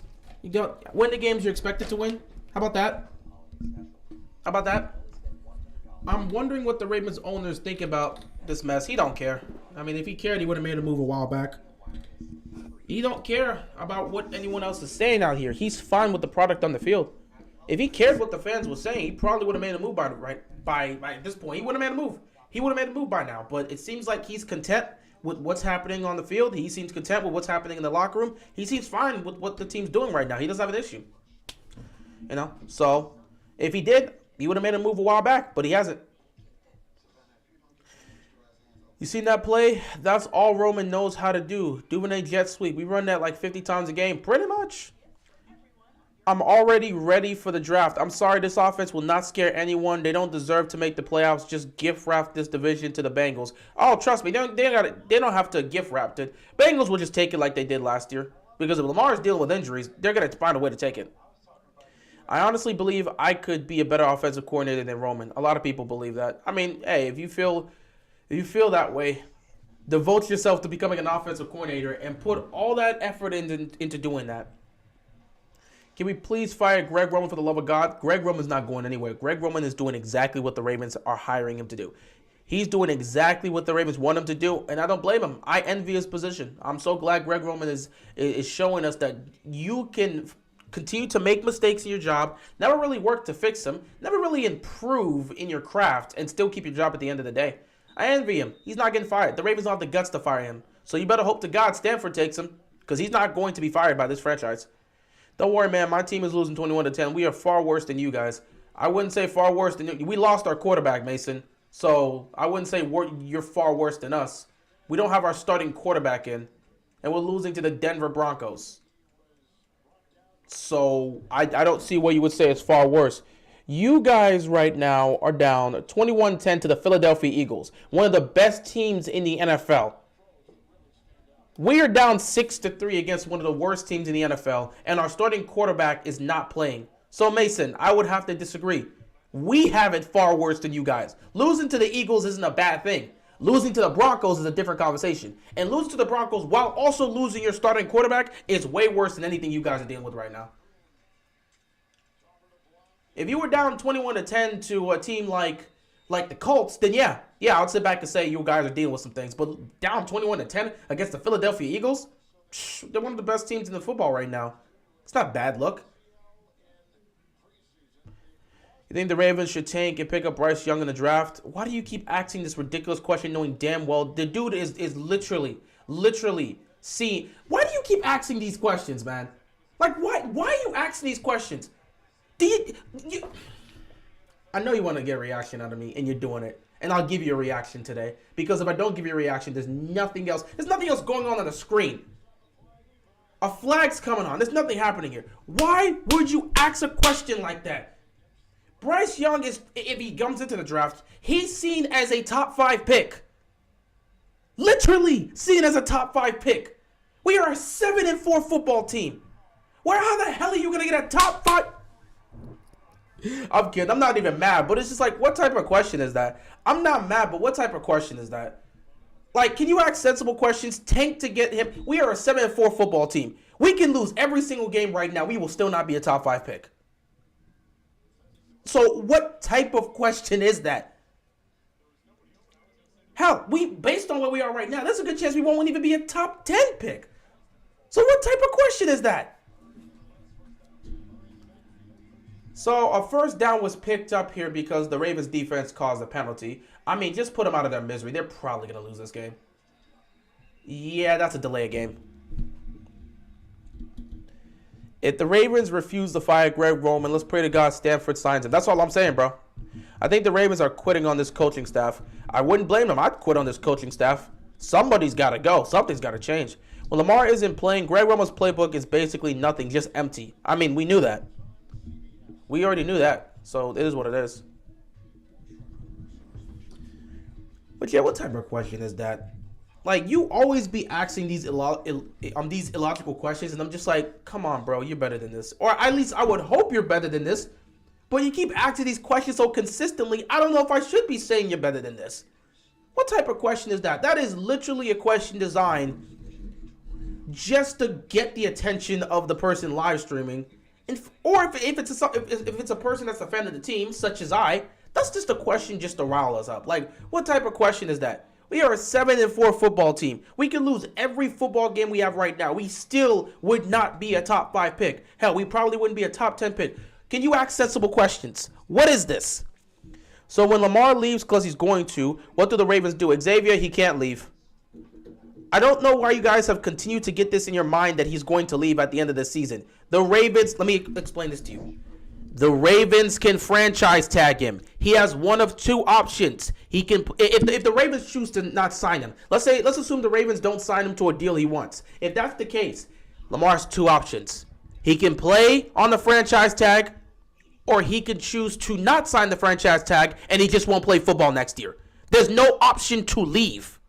And you can demand a trade and refuse to play. Yeah, but you think Lamar's going to waste a year of his prime not playing football with the way this guy loves football? You guys keep assuming that.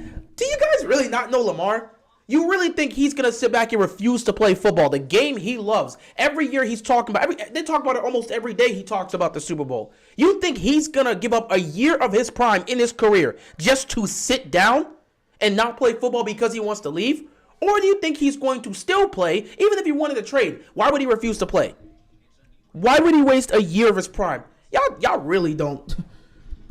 I don't know. You can't tell me you understand Lamar if you think that's going to happen. You think Lamar is going to give up a year of his prime just so he can get out of Baltimore, when he could still play on the franchise tag, and then if he wants to get traded, if he wants to leave, they would ultimately trade him if that's the case. Why would he not play? You really think this man's going to miss out on football just to leave? Come on. Come on, bro. Come on, bro. Come on, bro. The way the man talks about football all the time and talks about the Super Bowl, you think he's going to give him a year of his career?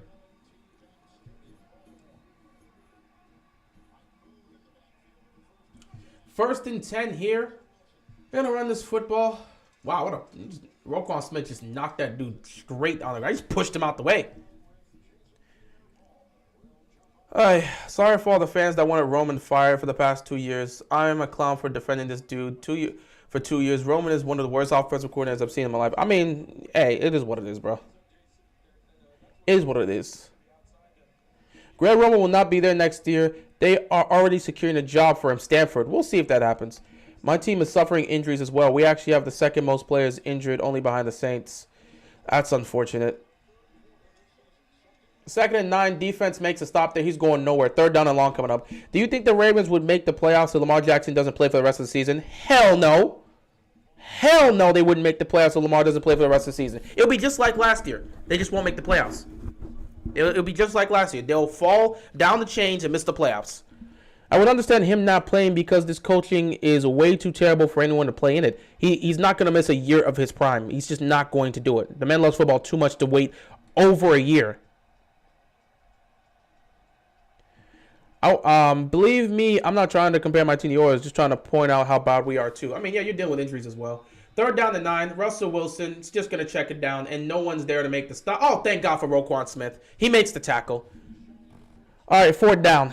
Lamar Jackson isn't out the rest of the season. I saw him still walk backstage. He'll be back. I mean, that doesn't guarantee he's going to be back, especially if it's a knee injury. Sometimes you could walk on a knee injury and it could be bad.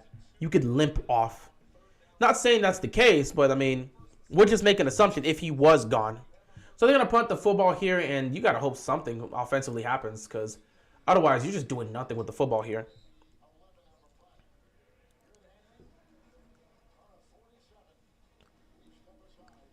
He holds the ball too long and puts himself at risk. Oh, the way he plays, he can't win a Super Bowl. Ravens need to move on. Yeah, sure, that's what they need to do. I mean, fine. You know what? Let them do it. I would love to see a scenario where they do that. Because if they move on, he goes to a better team and he wins a Super Bowl. Comments like this will be very funny to look at. He holds on to the football too long. One, because they don't... Number one, they don't have any checkdowns for him to really run. Greg Roman's offense rarely runs checkdowns. That is, in fact, something we've pointed out. And number two, when he's holding on to the football, he's trying to make a play down the field. I get you want to say, hey, well, maybe you should just check the ball down. But again, referring back to number one, they don't give him checkdowns like that. So who the hell is he supposed to throw the football to? It just seems like you're ready to blame Lamar. You don't want to look at the system. You don't want to look at the system and the play calling he's dealing with Greg Roman. You don't want to look at the weapons he's dealing with, which is one of the worst receiving cores in the football. You don't want to deal with the offensive line. It's just Lamar Jackson's the problem. All right, cool. You're entitled to your opinion. I'm tired of repeating myself, so you're entitled to your opinion, my friend. You're entitled to your opinion. You are entitled to your opinion.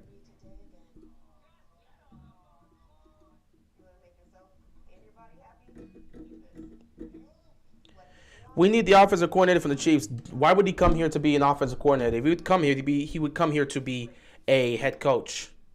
Why would he come here to be an offensive coordinator? Wouldn't make sense there. Besides, I don't think he's going anywhere. All right, same thing. I said the same thing. Next year should be LJ's last year, I believe. I don't know if that's going to be the case.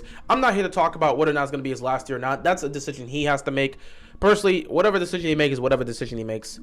Lamar Jackson is leaving the Ravens. You're not going to keep him if he wants to leave. But Scotty's not willing to give up $45 million just to keep Lamar, period. I mean, Lamar is going to leave, but it's not like if he wants to leave, he can leave, but he's not leaving after this season. I'm not saying he can't leave. I'm just saying he's not leaving after this season. So that's a different conversation there. Lions are bending the Jags over, but we lost to these clowns. Yeah, Lions have an offense. They have one of the best offenses. Like, they have one of the highest scoring offenses in the league this year, so I'm not surprised. Oi. Lamar Jackson stinks. That's cool, Michael. That's fantastic. You're entitled to your opinion. If Bieniemy left the Chiefs, it would not be because the offensive coordinator, not to be an offensive coordinator on another team. If he left the Chiefs, it would be for a head coaching position. Pretty much. I'm so pissed right now. I don't blame you, but I don't have energy. I don't have the anger left to really care. My audio is messing up. Sorry about that.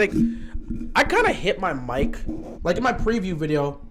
It was my preview video. I kind of messed up my mic. So because of that, I'm kind of dealing with this. Because at the end of the preview video against the Broncos, I kind of like pushed the mic aside as I got up. And because of that, my mic, I didn't fix it perfectly. So because of that, my mic is going to be dealing with some issues today. I'll have to go back and check it later. But my mic is going to be dealing with some issues.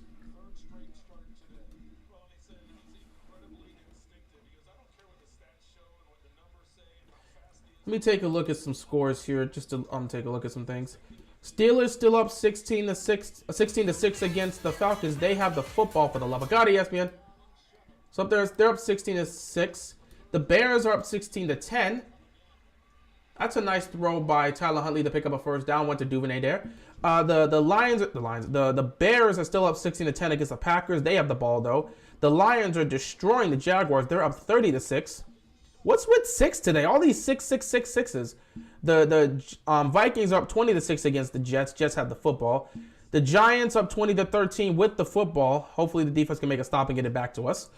The Eagles up 21-10 against the Titans. It's a 6-3 game between the Broncos and the Ravens. And then it's still a 7-5 game between the Browns and the Texans. So that's the type of day we have here. 1st and 10.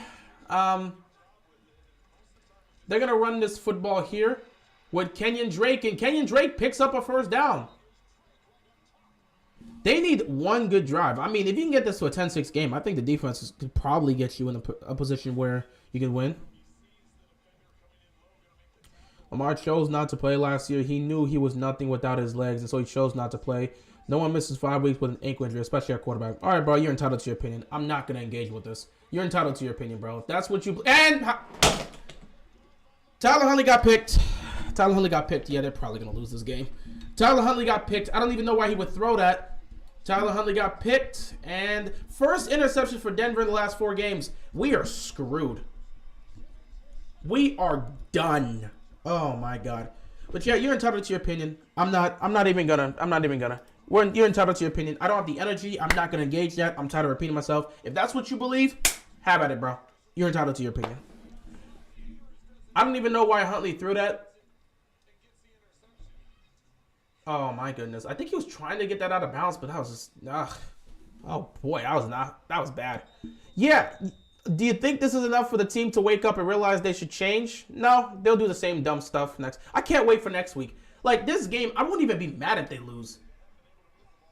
You don't care about the value of Lamar Jackson? Good luck winning this game. That's all I'm gonna say. You don't care about the value of Lamar Jackson? Figure out how to win without him. You better get used to it because it doesn't seem like you guys care about him anyway.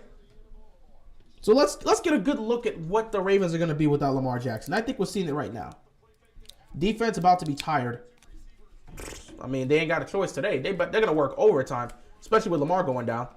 Will Ravens win? I don't know. I honestly cannot tell you whether or not they're going to win. Huntley just threw a pick, and they're in Ravens territory. Defense is going to have to be top tier. They got to either force a turnover or just make a stop and give up a field goal or something. But I honestly... Oh, nice tackle here by JPP. You just got to hope this defense makes a stop and keeps them alive. Cleveland has scored a touchdown. Cleveland has scored a touchdown. Cleveland might be able to pull this off. I need them to win, and I will win 20 grand. What? How much money did you bet? What are you talking about? Did you put in a bet? 20 grand? You bet 20 grand on this game? Are you insane? 3rd and 10. Defense makes a stop. Are you insane? I would not be surprised if the Ravens don't win another game this season. Bro, homeboy, you bet 20K on this? No way, bro. You're not serious. You bet 20K on this game. You are insane. You are insane for that. What is wrong with you? Nah, bro, you gotta be trolling me. You gotta be trolling me. You gotta be trolling me, bro. You gotta be trolling me right now. There's no way you bet 20K on this game. There's no way you bet 20K on this game. Field goal is up and it is good. Come on, I still don't care. Football is so crazy. It's any given Sunday. I'm not, bro. All right. You know what? If you bet it, my Twitter right now is at keepitreal721. I want you to send me an image of the bet that you made. I don't know if you did on one of the sports, but show me the bet that you put in that says you'd win 20K if the Ravens win this. I want to see that. Hit me up on Twitter. Show me the bet that you made. Send me a picture of it. I want to see a picture of this. If you are serious, bro, then I'm going to tell you right now, I'm going to look at you and say, what are you doing? If you are 100% dead serious, my Twitter name is at keepitreal721. Send me an image of the ticket. Send me an image of the ticket or whatever image if you're doing a sports betting. I want to see this. I want to see this, bro. I want to see this. You bet 20K on the Ravens. Bro, I hope to God they win for your sakes. Are you saying you'll win 20K? Are you saying you made like one of those lower bets and you like matched up the parlays or something? Or did you just flat out bet 20K? There's no way you flat out bet 20K on this team. You can't be serious. You gotta be trolling me, bro. Ain't nobody gonna put 20K on a one football game unless you... Nah. That's just wild. I see the defense breaking again in the fourth with no offense. Would you be surprised? Another try here. Nothing's really gonna happen for the offense, bro. I don't know what to tell you. So now you're down by 6. Good luck here.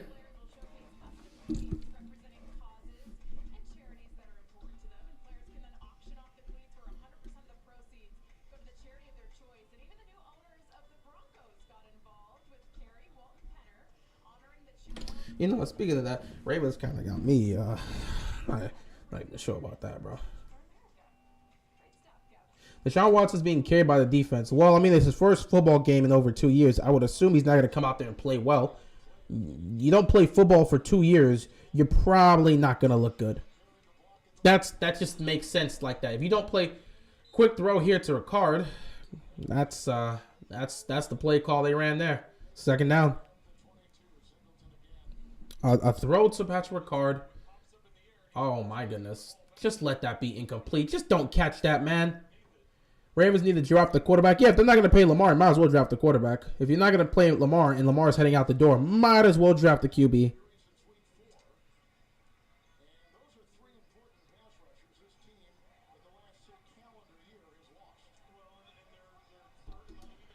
Second and 10 here.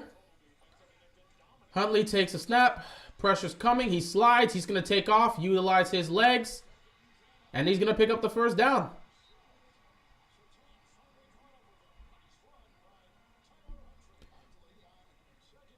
Oy. Sure, bro. Sure, whatever you say. First down picked up here by the Ravens. Huntley's gonna... You need a touchdown drive somewhere. You really do need a touchdown drive. Yeah, it's just not a good look, bro. It's just not a good look.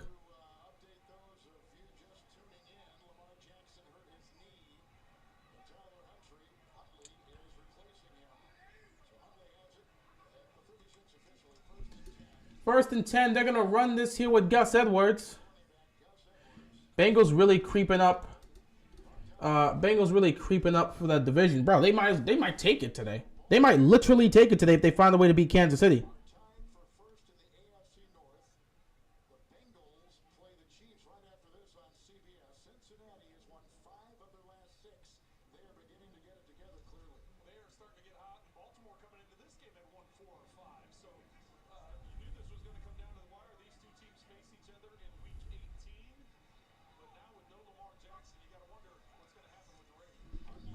Huntley, quick throw here to DeMarcus Robinson. Protect that football. He picks up the first down.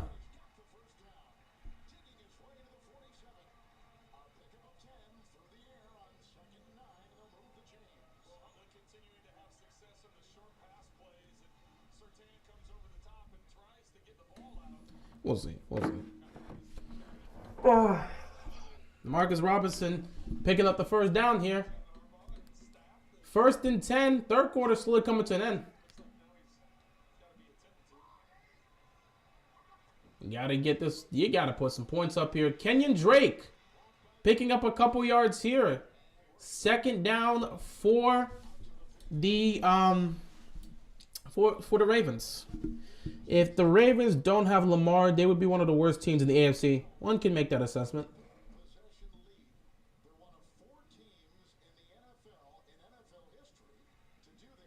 Philadelphia adds to their lead. They're up 28-10. Enough. Yeah, they scored. So yeah, they're up 28-10 against the Titans. Look at this. Teams to lead by more than one score in each of their first 11 games.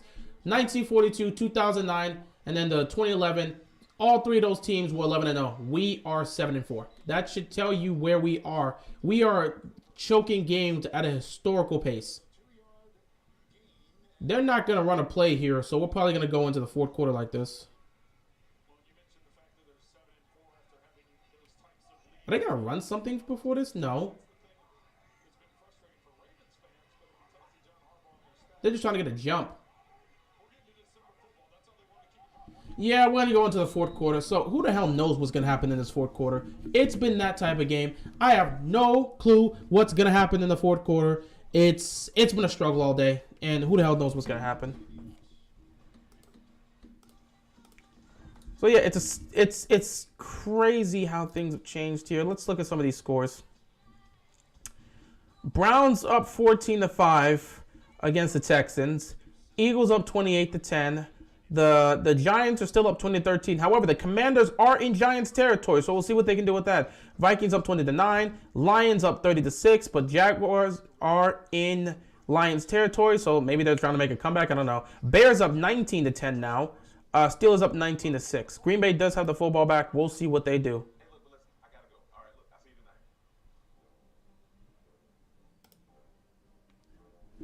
Anyway, before the fourth quarter starts, let me go handle some business real quick. Give me like 2.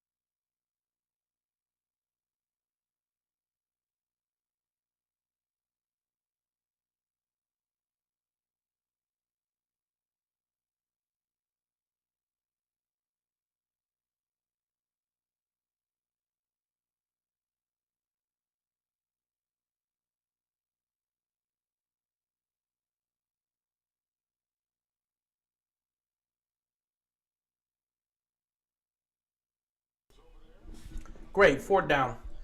Now you kind of got to go for it.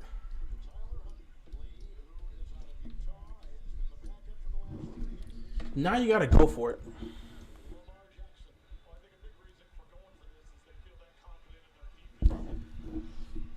Hi, we're 4 for 10 on third downs this season. Huntley's going to run it himself, and he picks up the first down.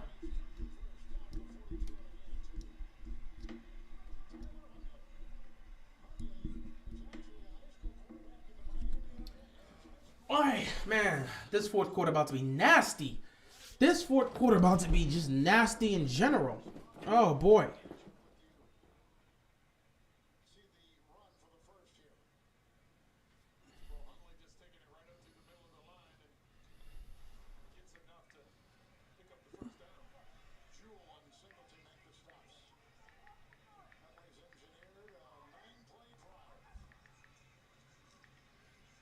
Huntley. Oh, my God, that looked like it could have been picked. But Demarcus Robinson made the catch. Holy moly, I was scared.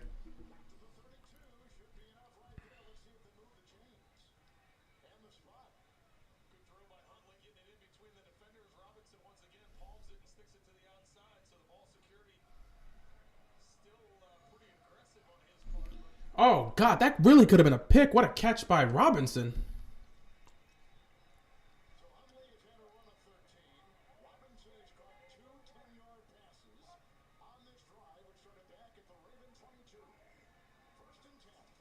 First and 10. They're going to hand this ball off here. Can you get a good look? The running game hasn't been able to get much at all today.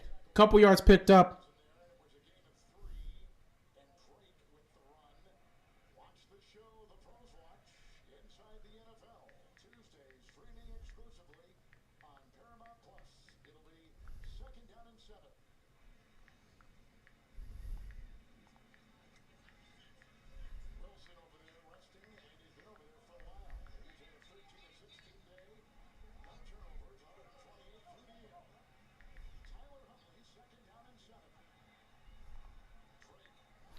Second and 7 here. What are they doing? What are they doing? What are they doing?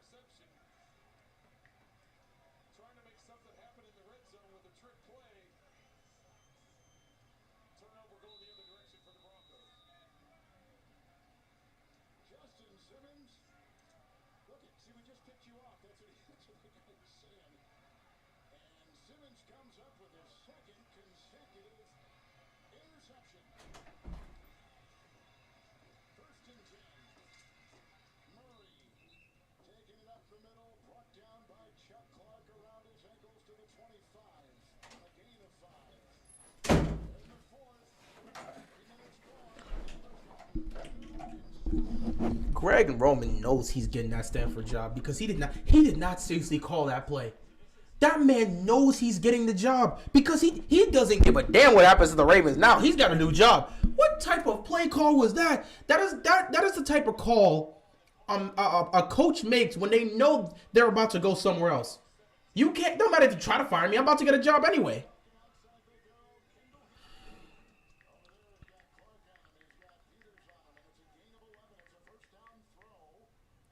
What the hell?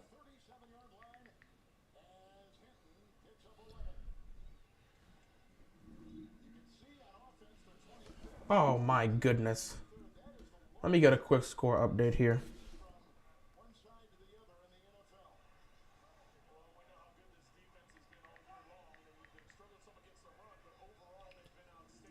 This is actually pathetic. This defense might... I'm telling you, bro, something's going to have to change because someone's going to pop off in that locker room.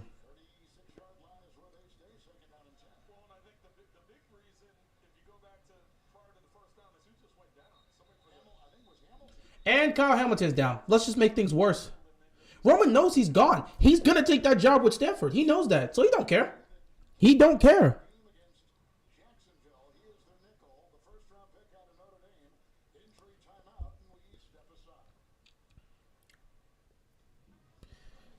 He seriously called that. I cannot believe he seriously called that play. I'm lost for words. I'm lost for words.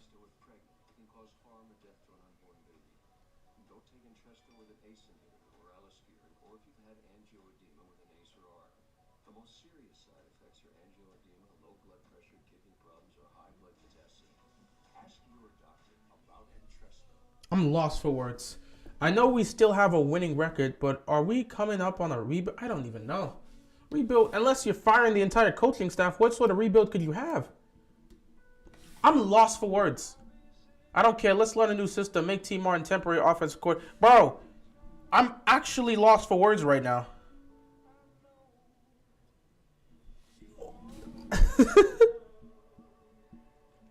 Are you sure Stanford still wants this dude after this? I don't know. They seem fine with it. That type of play will work in college, not in the pros. That type of play right there will definitely work in college, but it won't work in the pros.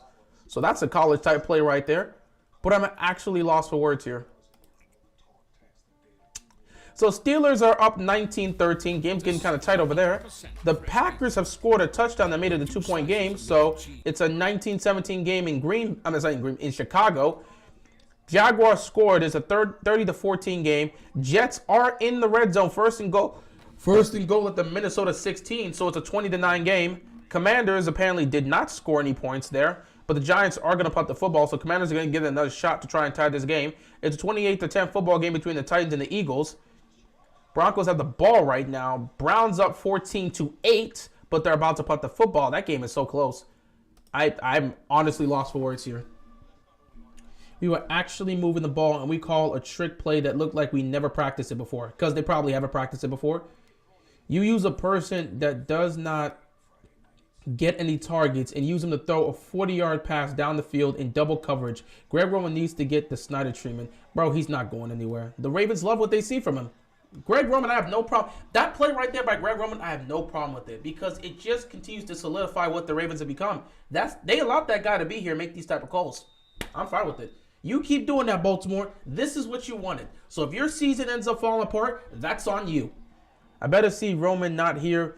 No, I told you, Roman tomorrow morning is going to walk into his office. He's going to grab his coffee, grab his donuts, walk into his office, put his feet back, and relax because he's not getting fired. Defense makes a stop on 2nd and 10, so 3rd down coming up. Defense is actually doing their job today. Offense, are y'all losing to the Broncos? Bro, it's worse than losing to the Broncos. We're embarrassing ourselves against the Broncos offensively. Lamar Jackson got injured. He suffered a knee injury in the first half, so he's out for the rest of the game. He hasn't played much. And we have done nothing offensively. Nothing. You got a field goal, though. We just made the dumbest play. I don't even know if I can say. That might be the dumbest play call we've had all season. It just looks like they don't care. And if I'm the defense, bro, I'm going after them. I don't care what anybody says. If I'm the defense, bro, I'm speaking out on this nonsense. And Russell Wilson gets sacked. So at least you can sit back and say the defense is doing their job. Defense is doing everything in their power to keep Baltimore in this crap. Baltimore's defense is definitely showing up.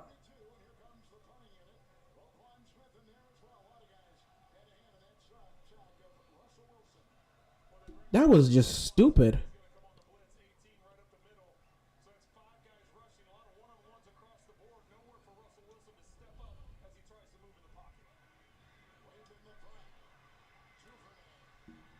Duvernay has the ball, but I mean, he's not going anywhere. So a new drive to start off.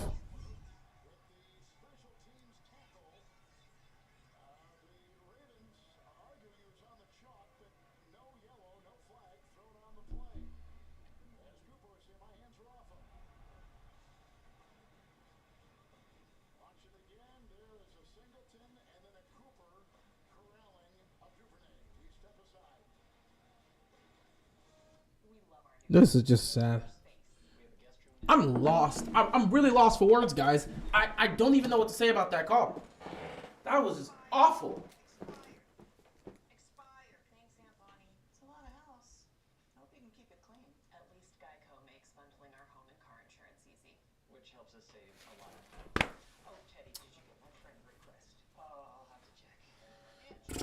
I'm already on next season. You lose the Broncos, that's as low as you can get. I wouldn't blame you. Losing to the Jags and then the Broncos, absolute jokes. That would be pathetic, but it could very well happen because this is what the Ravens have become. I don't know what to tell you. Now I'm just sitting here hoping the Commanders can win a football game against the Giants because if they lose here, I see them losing at home. So I need the Commanders to fight with everything they have. Under 8 minutes left to go in the game. I need you to fight for your lives. Fight for your life and get something for me, please. Any changes? Oh, the Jets did score a touchdown. So it's a 20-12 game. Not a touchdown. They scored a field goal. My mistake. They scored another field goal. So it's a 20-12 game. Meanwhile, I don't know what I'm getting from the Commanders, man. Please, come on, Washington. Give me something. Oh, God. Another penalty. Oh, boy. Texans have the ball. 6-point game. There's plenty of time left. Also, keep up the good work, dude. I appreciate it, Jack. I try my best, you know. I'm ready for the season to be over, bro. I'm not going to lie. This season, last season was painful to deal with. This season wasn't as painful, but watching them choke games they have no reason to choke kind of just wears you out. Like, I've had 4, every loss we've suffered has been somewhat of a rant video. That's not a good thing. This is wearing me out. This season is wearing me out. I'm ready for the off season where I can just go focus on other projects and not have to worry about the Ravens pissing me off on a weekly basis. Because this is just pathetic. I mean, you're doing nothing offensively.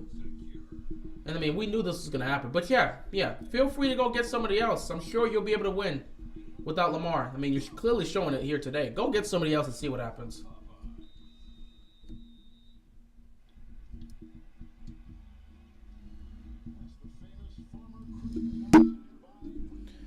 And if you guys think things are getting better, next week we got Cleveland, I believe. So we got Cleveland next week, followed by Pittsburgh. 1st and 10. Drake picks up maybe 5 yards. 2nd down coming up here. Oh boy. I can't even. Oh Jesus. Put this game on ice. I'm so tired. Oh man, this game has been awful. 2nd and 6.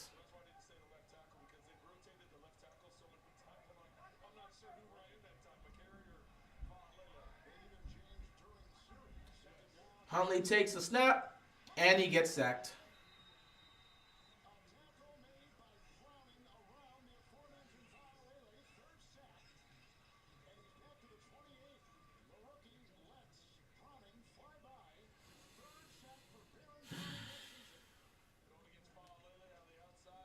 We're cooked. And Falele had he couldn't even begin to try and match up with them. He had no shot. He was outclassed. He was completely outclassed, and we all saw it. 3rd down and 12.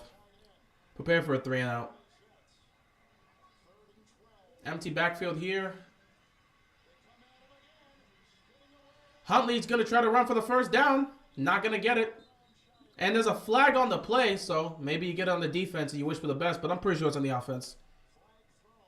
Pretty sure it's a holding call on the offense. There it is. Punt the football. I mean, they're an embarrassment to football right now. This is sad.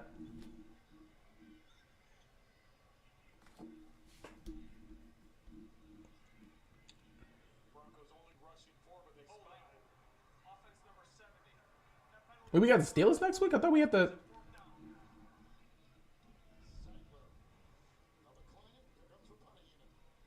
Let me see. Damn it, that's not what I wanted to do. I thought we had Cleveland next week. No, never mind. We have Pittsburgh next week. On the road? Oh, we're cooked. So it's Steelers, then Browns. Oh, yeah, we're cooked next week. We're cooked next week, bro. We are cooked next week. You can't even beat the Denver Broncos, and we're supposed to believe you can win that game. We might be cooked, ladies and gentlemen.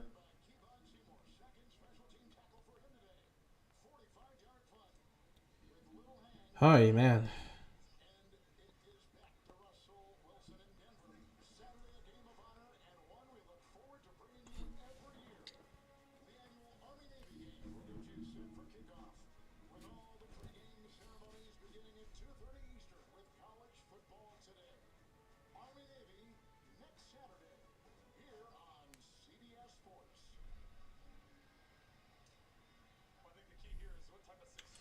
First and 10. 7:35 left to go. Optimism is very low right now.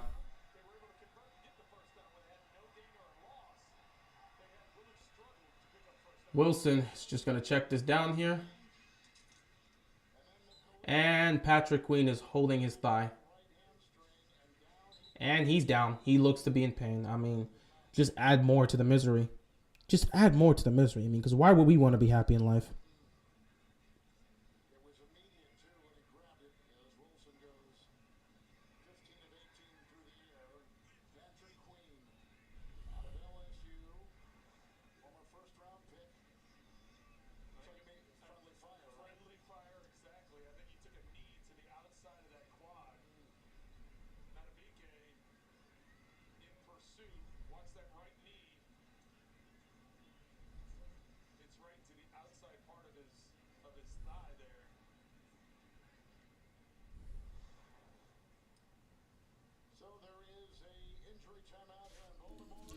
Yeah, this is just sad. This is just sad. Not a lot of optimism here, ladies and gentlemen. Not a lot of positive things to say about this Ravens squad. Not a lot of good things to look at right now. But he's the enemy. Pretty cute enemy. Thanks for keeping it real. I appreciate it, Maria. I do my best, bro. And it'd be cool to be positive all the damn time, but that's just not gonna help you out. When you're watching your team die, you can't just be sitting here like, I'm gonna be extra positive. And there are people that can do it, but I'm just not that type.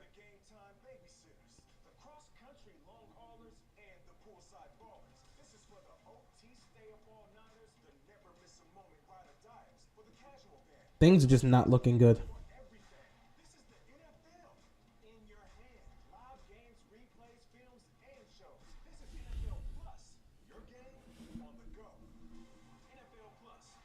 Thank you, keeping it real. Love you, man. Appreciate it, Omega. The Ravens have no receivers. The Ravens have nothing left. This team is collapsing, and everybody's seeing it happen.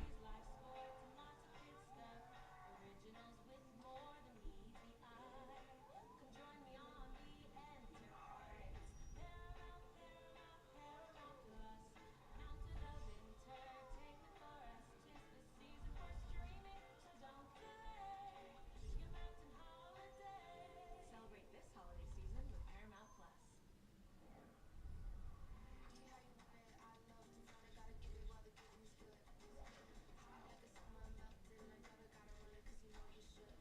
Well, the Ravens are not going to be anything with these. I mean, we've kind of already accepted that this is just how things are going to go.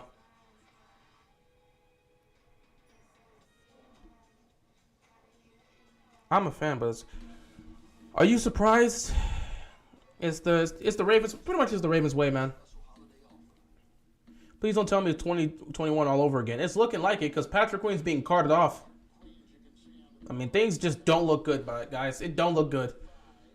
Patrick Queen looks serious hurt, and he's being carted off. So, I mean, our season is just... We're watching our season just fall away, guys. We're losing our season by the second.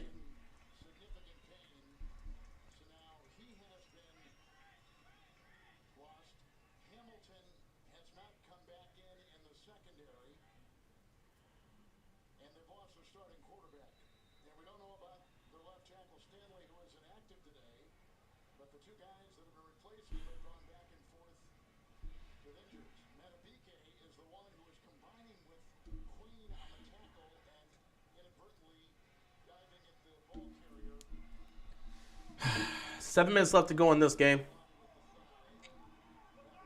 2nd and 6 for the Broncos.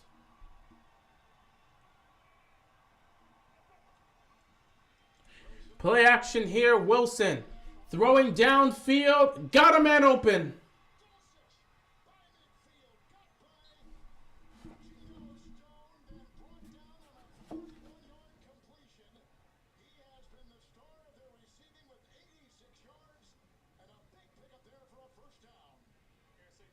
We're cooked.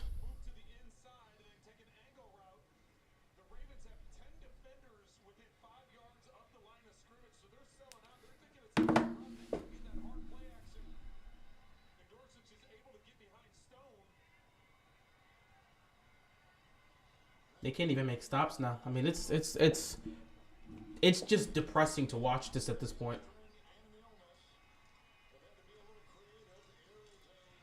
Ravens defense is doing everything in their power to try and stay alive, but they're losing. They're losing guys by the second.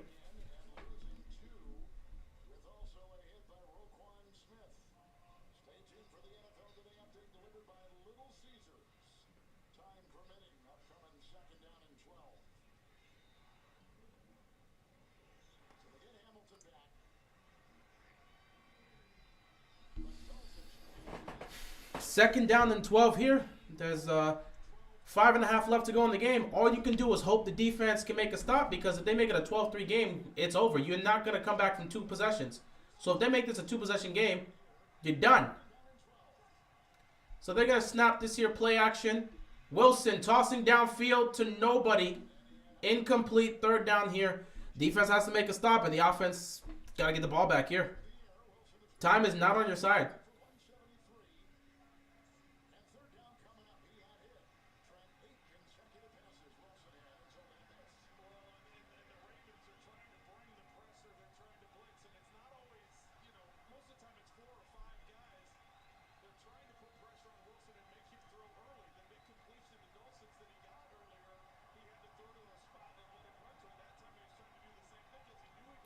Third down here. Defense needs to make a stop. Biggest play of this game here. Wilson going for it all. He has a man open, and he overthrew him. That's a touchdown if he doesn't overthrow his receiver. Fourth down here. Defense makes a stop, and we'll see what happens. If nobody gets fired after this, I'm not watching another game until then. I don't see anyone getting fired.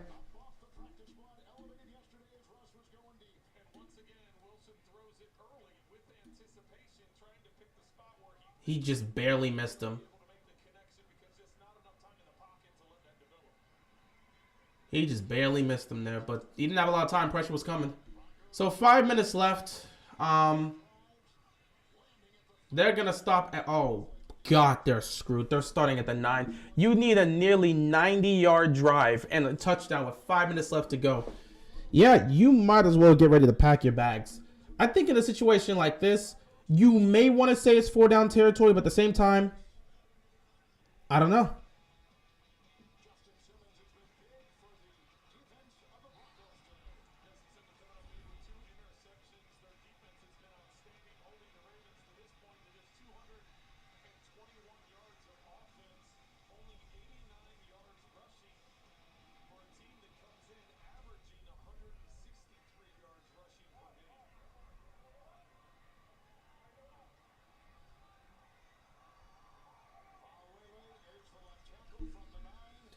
First and 10, Huntley, bro, there's nothing there. Just take off.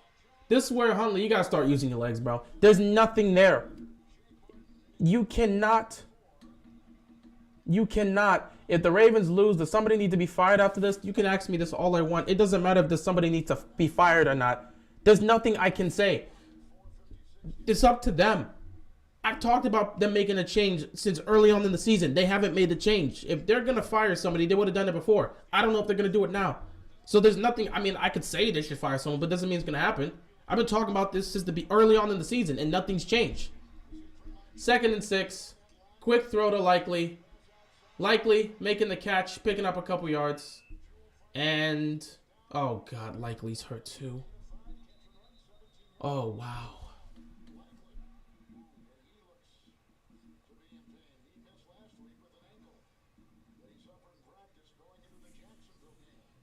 Nothing but pain right now. He's just losing everybody right now. This is crazy.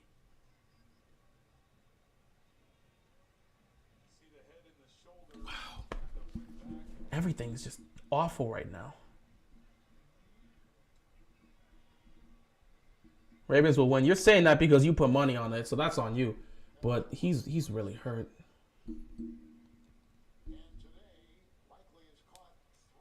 Nothing but pain. Nothing but pain. Lamar Jackson. Huntley's gone 20 of 25, 142 and a pick in the end zone. And on the sideline. Nothing but pain. So we have an injury timeout and 4:44 to go here in Baltimore this afternoon.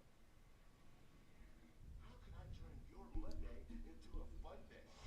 You comedy on CBS Monday? This Monday. We got it. This is fantastic. I've been fake smiling all day. So my face been doing squats. I've never seen you so Carefree, jovial, outright kid. You do comedy, you can't miss. I don't want to bother you. All right. New episodes of The Neighborhood and Bob Hart's Abishola begin 8/7 Central Monday on CBS and streaming on Paramount Plus. With 7 seconds, maybe you have time for a quick out and then a Hail Mary. We'll throw it, and this will end it. Or will it? He's looks a crack outside. Finds an opening. There you go. He's got room. It's a foot race. Touchdown. So yeah, what I'm seeing here is Patrick Queen suffered a thigh injury. He is out for the rest of the game. Isaiah Likely's being looked at right now, so I have no clue what's going to happen with him.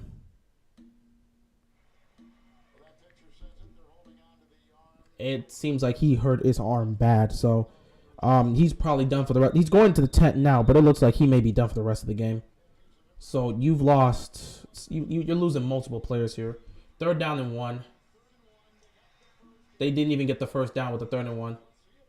They didn't get it.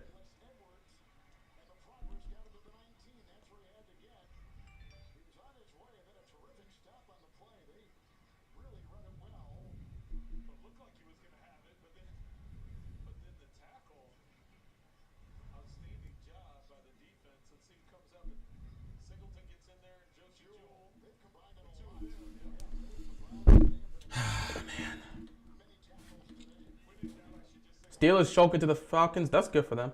The Ravens players are dropping like flies. What the hell's going on? I don't even know.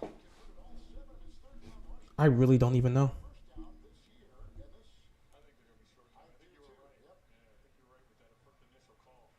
They're going to punt this football. I don't even know if you have to just trust your defense, because I don't even know if you're going to make the attempt to try and go for this. Well, they're keeping the offense out here. This is basically the game. If you bring the offense out here, that means it's basically the game. Because if you don't pick up this first down, it's over.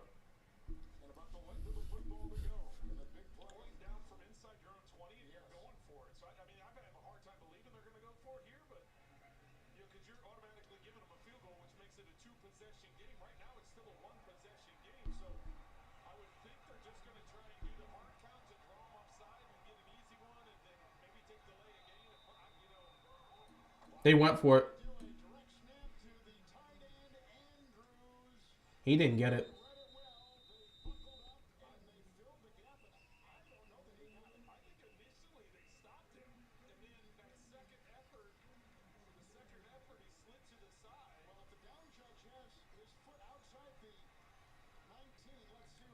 If I'm Denver, I'm challenging this. They gave him the first down.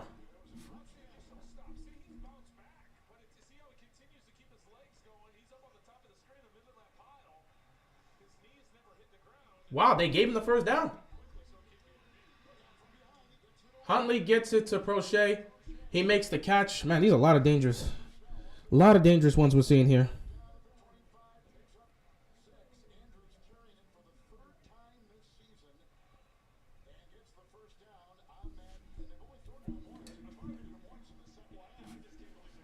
I'm surprised they went for it there. I'm really surprised they went for it there. So now that basically means you're going to have to score a touchdown here. 2nd and 4.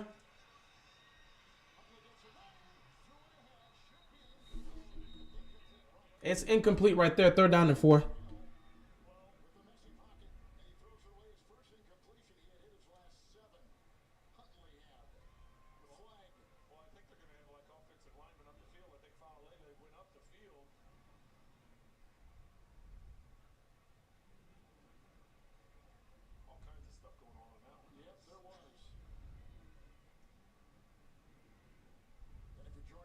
Lamar Jackson injured in the first half. A knee injury, came in with a bad quad, also a hip issue, and an illness all within the last 3.5 weeks. But he's out. The pass was incomplete. Ineligible downfield. Offense number 77. It's a 5-yard penalty. Repeat 2nd down. So you called that. You saw him.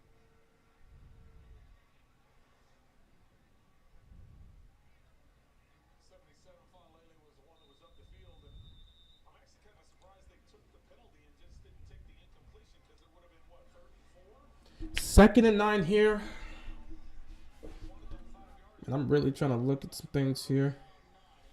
2nd down and 9. Quick throw. It is caught by Andrews. And they're going to call a flag. Apparently, it's going to be a 15-yard penalty here.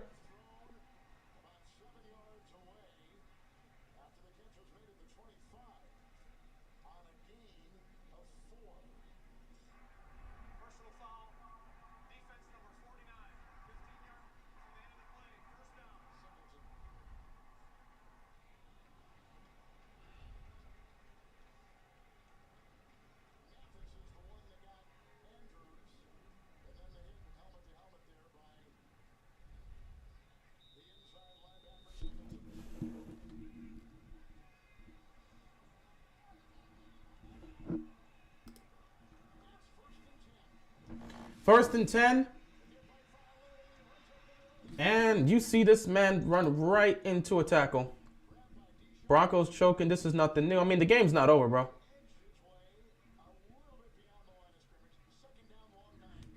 Second down and 9 coming up. 2:47 left.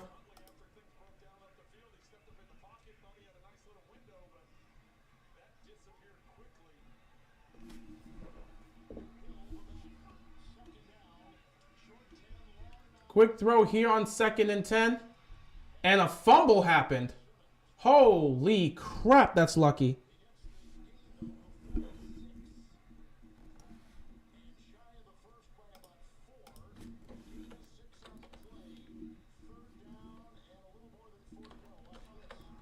That ball was right out. That could have been a fumble, and that probably ends this game here.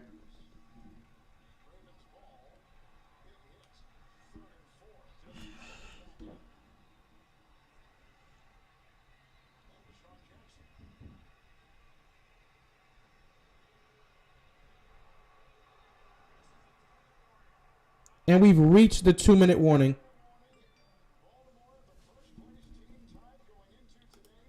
Let me check some things out. Scores here for a second. Let me check it out. Steelers are starting to choke. They're only up by 3. They have the football, but they got to be careful. Packers have taken the lead. They're up 20-19 with the football. Lions looking to score again. They're up 33-14. Jets are making it somewhat interesting, but Minnesota's up by 12. It's a 27-15 game. The Commanders scored! The Commanders have scored. They've tied the game. It's 20-20 apiece. 1:45 left. All I need is for the defense to make a stop, and we can send this to overtime. It's a 20-20 ball game in MetLife Stadium. Oh, my God. Eagles up 35-10. Browns up 24-8. Oh, my God. The Commanders have tied the game. The Commanders have tied the game. Holy crap.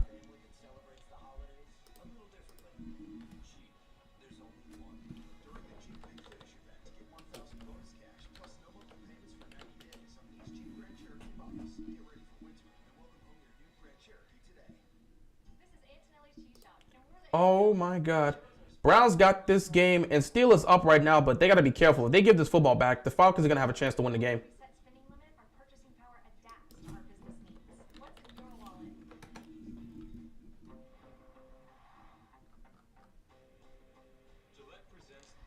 He's got to be careful.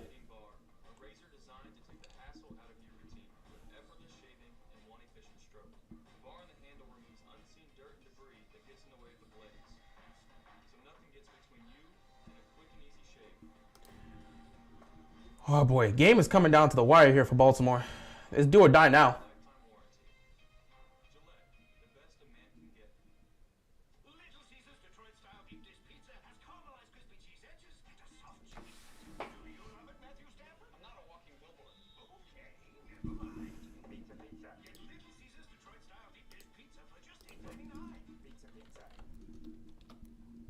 Here's the game, ladies and gentlemen. It's under 2 minutes now. Here's the game. You turn the ball over here, the game's over. Turnover on down, the game is over. This is it. Either you score a touchdown and you win the game, or you're prepared to take the L. I don't know what to tell you.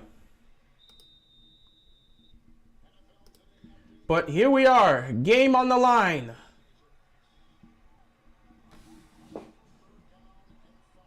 Third and 5, ladies and gentlemen.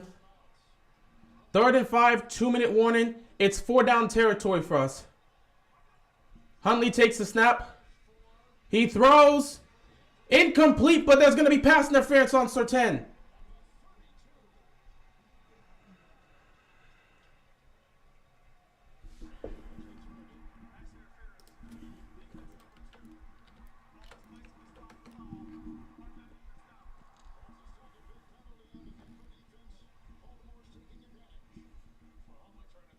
We got some serious, scary things happening, man. This game this game always gets you tense, man. You just don't know what you're going to get. This game gets you tense. Commanders have the ball. Let's go. Oh, my God. Could both these football teams turn it around? Can both these football teams turn it around? They have the football with time. Can Washington find a way to win this game? Can the Ravens find a way to win their game too? He's going to check it down. Not much there. It don't matter about the time. Time is on your side. You just got to make sure you continue to convert. Another one-score game, Trent, for the Denver Broncos. 9 of their 11 games have been decided by 7 points or less. If you thought one napkin for the quarter pounder with cheese was enough, This is wild.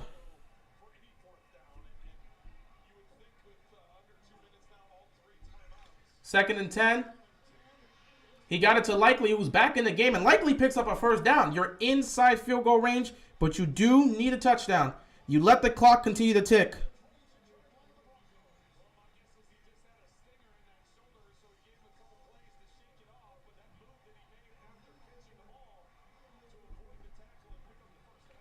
First and 10.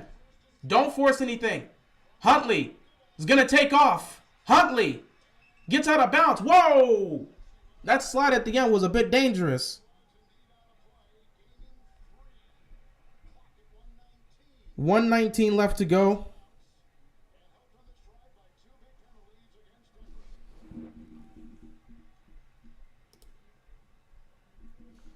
I got to check some things out here. Commanders.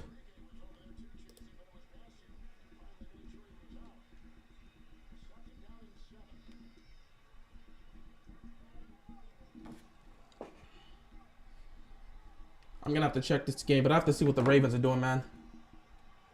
A minute 19. Can they win this football game? Second and 7. Don't force it. Check the ball down to Drake. You got blocking. You've got blocking. Couple yards picked up here. Third down. Just take the check down if nothing's there. You have a chance. Baltimore has a chance to potentially survive and squeak out if they just don't do anything stupid. You can't afford to take a sack. Take the check downs, pick up the first down. A minute and 13 left. This has been an ugly, ugly game. You lost your quarterback. The season feels like it's winding. The season really feels like it's on the line for a game like this. You really can't afford to blow this one. Like, you truly, truly can't afford to blow this one.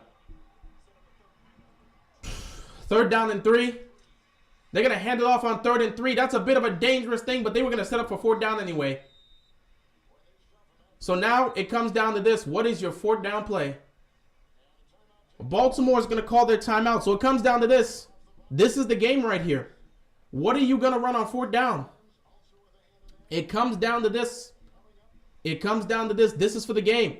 If you don't pick up a first down, the game is over. Oh, boy. I hate these headache type games, bro. I hate these headache type games. I hate these headache type games. Oh, man, do I hate these headache type games. 4th down and 2. You can't run this football. Do not run this football on 4th and 2. You need a pass play, and it has to be to somebody quick.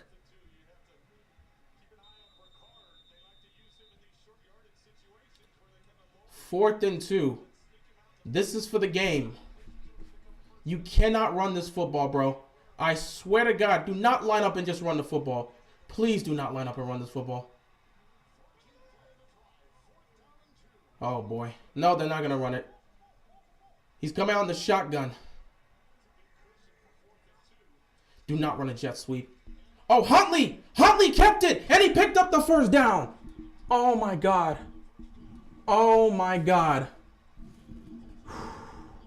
We're under a minute here left to go in this game. Washington has the ball. 1st and 10 at their own 38-yard line. They're looking to drive. Can they win this game? 38 seconds. Check it down. Oh, nothing there. Oh, nice throw there. 1st and goal. 31 seconds left on the clock. 1st and goal, and Denver's going to call a timeout.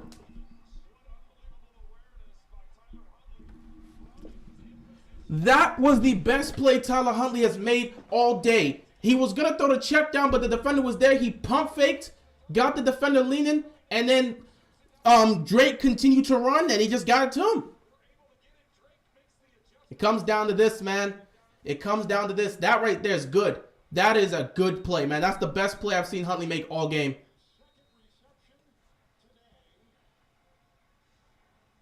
First and goal. 31 seconds. Oh boy, people desperately.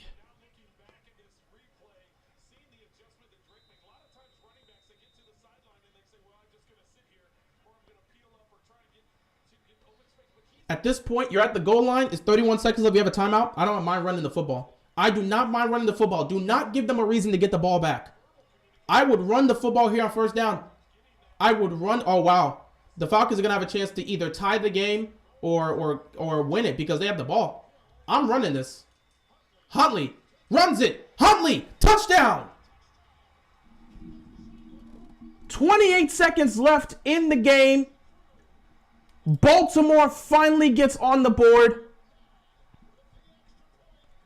Extra point coming up here. Oh, man.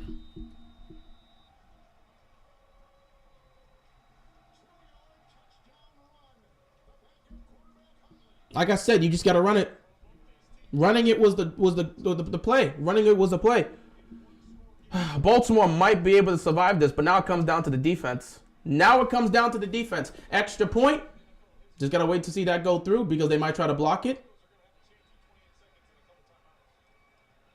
Extra point is up. It is good, and Baltimore takes the lead.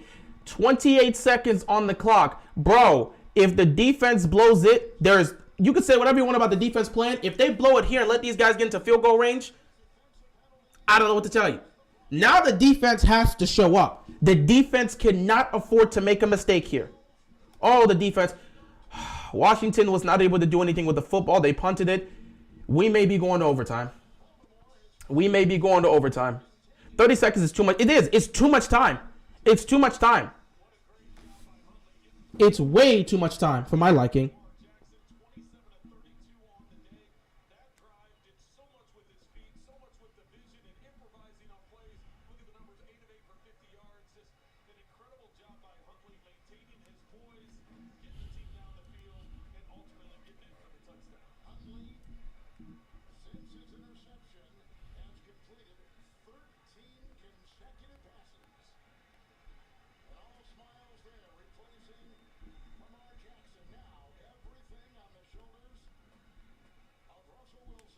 So now it comes down to this Denver defense. Can they make a stop?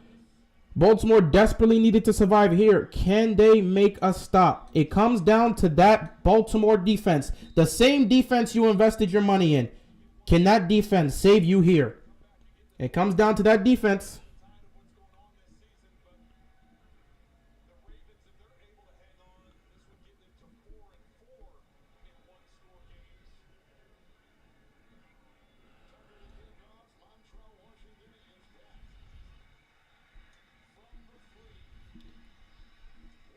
Nothing there. He's going to be stopped well behind the 20. This comes down to the defense now. It comes down to the defense.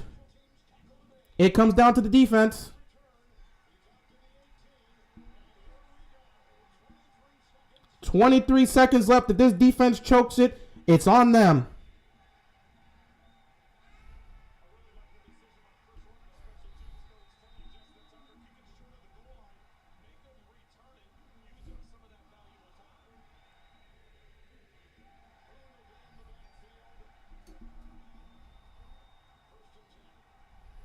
First and 10, 23 seconds left. Wilson takes a snap. Wilson looking, firing. It is caught. 16 seconds left. 16 yards picked up there. Wow.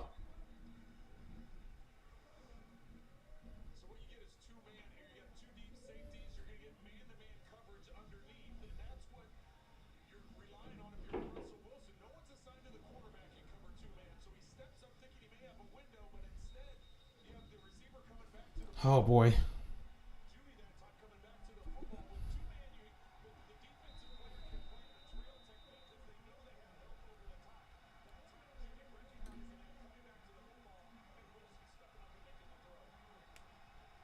All right, I'm done with this. First and 10, 16 seconds left.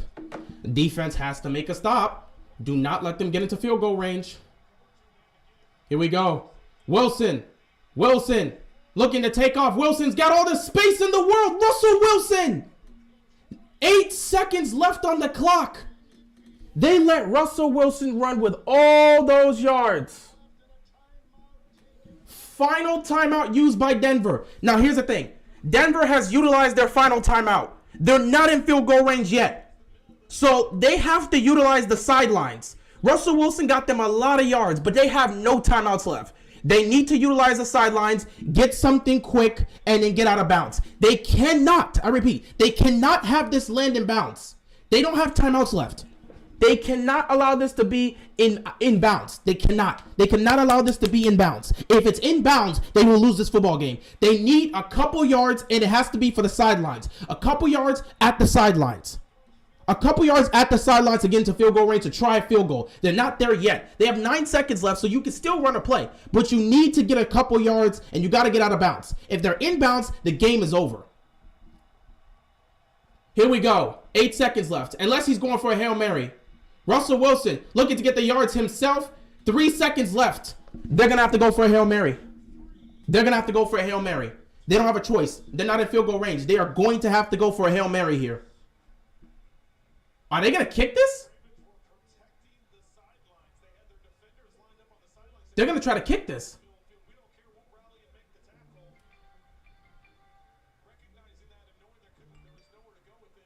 They're going to try to kick this.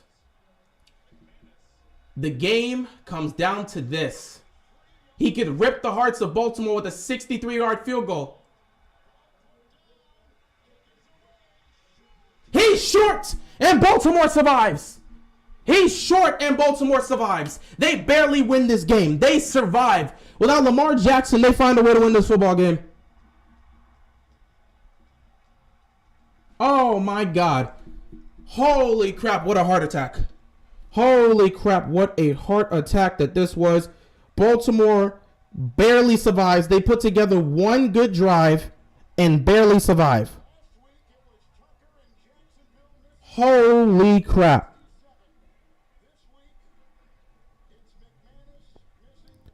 Things gotta go. I'm saying things gotta change. Things gotta change. Obviously, you would hope that. But I don't see them making those changes. Did you just see them win a game without Lamar Jackson? Oh, boy, that's going to be the storyline. You guys look better without Lamar. That's great, Juan. That's great. You're entitled to your opinion. But, man, what a game right there. What a game right there. So, Baltimore wins this game 8-4. Cincinnati's going to play Kansas City up next. Resilient team. They don't get that title this year. Gunless, they don't get that title this year. No. Last year, they were resilient because when everybody was out, they were still winning football games. And we would sit back and saying, hey, they don't have anybody, and they're winning games. The 2021 Ravens were a resilient football team until Lamar went down. But this 2022 team ain't like that. Bro, the Jets may have a chance to win this. Are the Vikings really going to blow this? Mike White. The guy who bet is getting paid. Yeah, he's got to be thanking the heavens right now. Meanwhile, I'm watching the Jets. They're about to upset the Vikings. Congrats on the comeback win. Hey, man, it was appreciated, man. Thanks, but like that game, that's one of those games you just take with you and just say, hey, man, we survived. You just take it with you. You just take it with you. Now I'm switching over right away. We're in overtime here between the Commanders and the Giants. And I got to see if Washington can win this game. 2nd and 13 here. Giants win this game with a touchdown. We're in overtime. Here we go. Daniel Jones takes a snap. Nothing there. Pump fakes. Gonna take off. He's not gonna get much there. 3rd down coming up here. Hope Greg Roman's still gone. Good luck with that. I don't think Greg Roman's going anywhere. They won a game without Lamar Jackson. Watch them pump that up. You know, no matter what happens, the Packers still find ways to beat the Bears, and I don't know what to tell you. No matter what happens, the Packers continue to find ways to beat the Bears. That's just crazy to think about. Browns are going to take that one right there. The Packers won the game against the Bears, which I'm looking for. They won 28-19. That's still crazy. 3rd down and 5. Justin Fields did not have a good day today. 3rd down and 5. Daniel Jones, can he extend the play? Pressure's coming. Daniel Jones gets sacked. 4th down. And they're going to have to punt this football. Washington's getting the ball back. Did the Browns win? Yeah, the Browns are. Let me give you some score updates here. The Browns, the game's not over, but they're up like 27 to 8. So the Browns are going to win. The Browns are up 27 to 8. Deshaun Watson, 12 of 22, 131 yards and an interception. He did not have a good debut, but they still beat the Texans. So there's 2:50 left. They're going to win that game. So it's 4th down here for the Giants. They're going to have to punt. Mike White is insane. Mike White is insane. Holy crap. Mike White is putting everything on the line here. Mike White is a difference maker. I can backdoor and still make those plays. Jerome Payne's excited because he came from Alabama. He had to do the exact same thing where it was, okay, hold that block and then shed at the last minute. Now it's, let's get on the edge, let's rip, let's get in the backfield. You can see how productive they've been so far. Vikings got to find a way to hold on. Otherwise, they're in trouble. Dominant defense. Mike White is different. All right, here we go. Washington's going to get the ball back. 4th down, they're going to punt this here.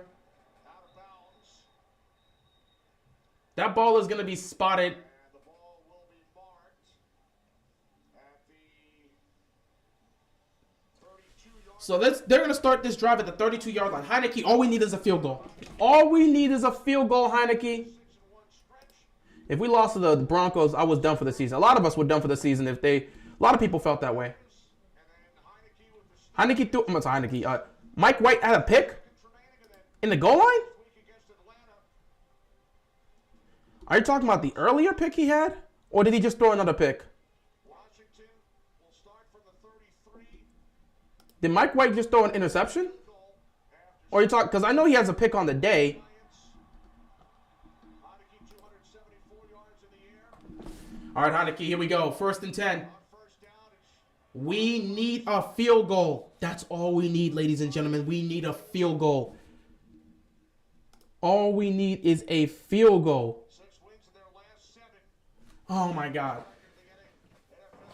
So if some of you are just tuning in to the aftermath, the Ravens had a game-winning drive. They found a way to score a touchdown, took the 10-9 lead, and won the game. The Broncos weren't able to make the 63-yard field goal, so the Ravens survived, win the game 10-9 without Lamar Jackson, and they improved to 8-4 in the season. 2nd down and 8 here. Heineke, they're going to hand it off again. This is a good run. This is a good run. Curtis Samuel getting us into Giants territory. That is a good run. 1st down. What's going on, Agent? How you doing? Yeah, it was an ugly win for Baltimore, but they got the win. You just survived to the next week. But again, I still think changes need to be made. But who the hell knows? Curtis Samuel, what a run. Gets you into Giants territory. Come on. Come on. Come on. We need a field goal to win the game. You need give me a good 10 yards. Here we go. Running the ball again. We got an edge. There you go. Come on. Oh, they covered it up quickly. They covered it up quickly. Hopefully the quad injury is not that major. Well, I'm not worried about the quad injury. His quad's fine. I'm worried about the knee. He suffered a knee injury. Dolphins already scored a touchdown? Damn, that early? Damn. To a 75-yard touchdown. Or was it let me see. Well, I'll be damned. They just started the game. Tua pass short right to Sheffield for 75 yards. They just started the game, Niners. Damn. 2nd and 7. Oh, God. Oh, God. That's not what you want to see. 3rd down here. Bro, you can't. Nah, bro. We need this. You can't just punt it here. You can't just punt it here. You can't just punt it here, man. Oh, my God. That's a loss. They got him behind the line of scrimmage. 3rd down and 9. We're 3 for 12 on 3rd downs. You need 1 first down to keep this drive alive. 1 good first down to put you in field goal range to try and win this game. 5 minutes left. Come on, Washington. You're right there. 3rd down and 9. Empty backfield for Heineke. This is going to be man-to-man. We got some pressure coming. Heineke, quick throw. Heineke gets it. Samuel could not keep his feet. 4th down. I hope Lamar is okay. Yeah, I hope so too. We got a punt. Please don't let this game end in a tie. Heineke had no choice. He had no chance on that one. They sent everybody. That ball had to get out quickly. And the blocking wasn't there. Giants were ready. There was nothing they could do on that play. I would have preferred them use a timeout at that point and try to think of something. The Jets are inches away from taking the lead. That Vikings defense is holding on for dear life. 2nd and goal at the Minnesota 1. So the Giants are going to get it at their own 14-yard line. 3rd and goal at the 1. It's 4-down territory. Can the Vikings hold up for 4 downs? Houston scores a touchdown, so I guess the game's ticked. Well, it's still over. Even with the touchdown, it's 27-14 now. The game's over. Tua starts off 1 for 175 yards on the touchdown. Craziness.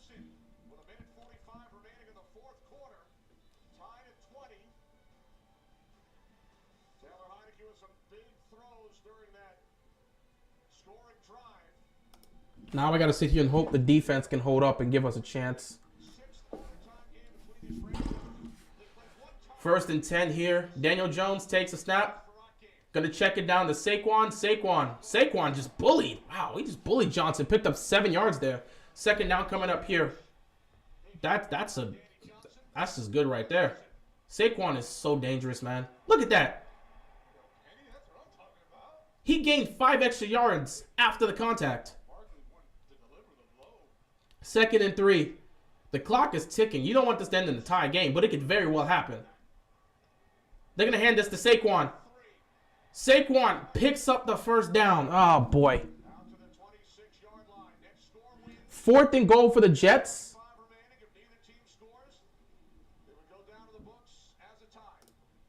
Oh, man. 4th and goal. What play could the Jets run on 4th and goal to get them a touchdown? The Jets need something here.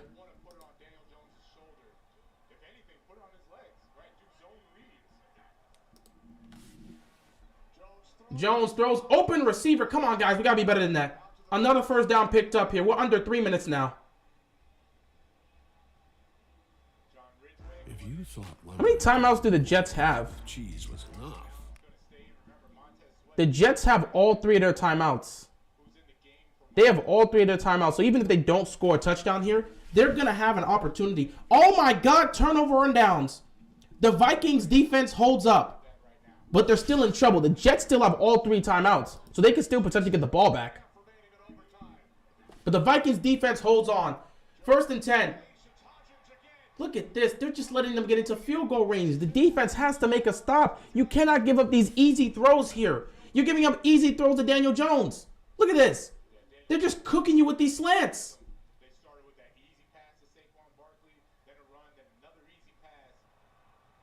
What are you doing? Oh, my goodness. You're giving up all these easy throws underneath. 2-minute warning. You're giving up all these easy throws underneath. Come on, man. Come on, man.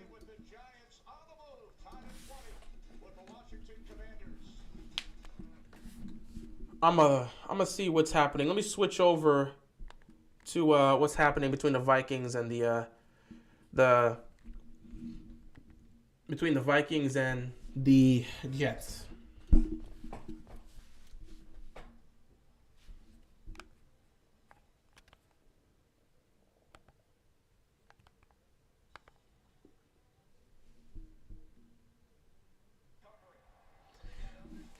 All right, 1st and 10 for the Vikings here. They're trying to get out of this end zone here. You really got to run the ball and be careful.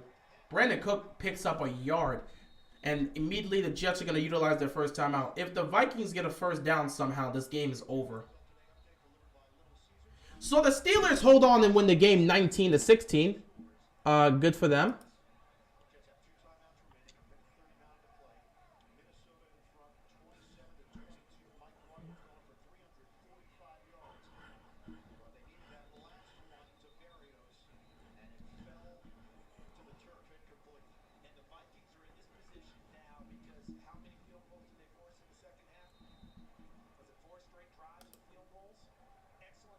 You do a quarterback tier list video. I might do that one day.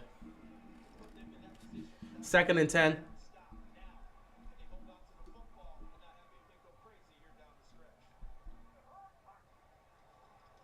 They're going to run it again. 3rd down and 7.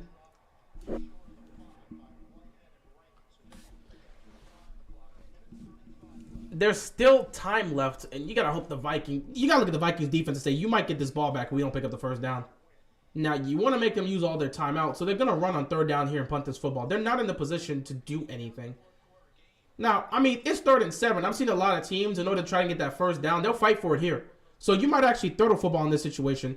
You throw the football. You got Justin Jefferson out there. You got your best receiver out there. You throw the football to him. If he can pick up a 1st down, you'll take it. So the Jets are going to have a chance to get the football back if they can make a stop here on 3rd down. What I'm thinking is either the Vikings could choose to be conservative and just run the football on 3rd down, or they could be a little aggressive and see if they can get this 1st down here. Let's see what they're going to go with. They're going to be conservative. And the Jets said no. Jets are going to have a chance to win this football game with 1:30 left on the clock. They have utilized all 3 of their timeouts. That was beautiful defense presented by the Jets. They didn't give up an inch. Let me move back to the Commanders game real quick and see what's going on there.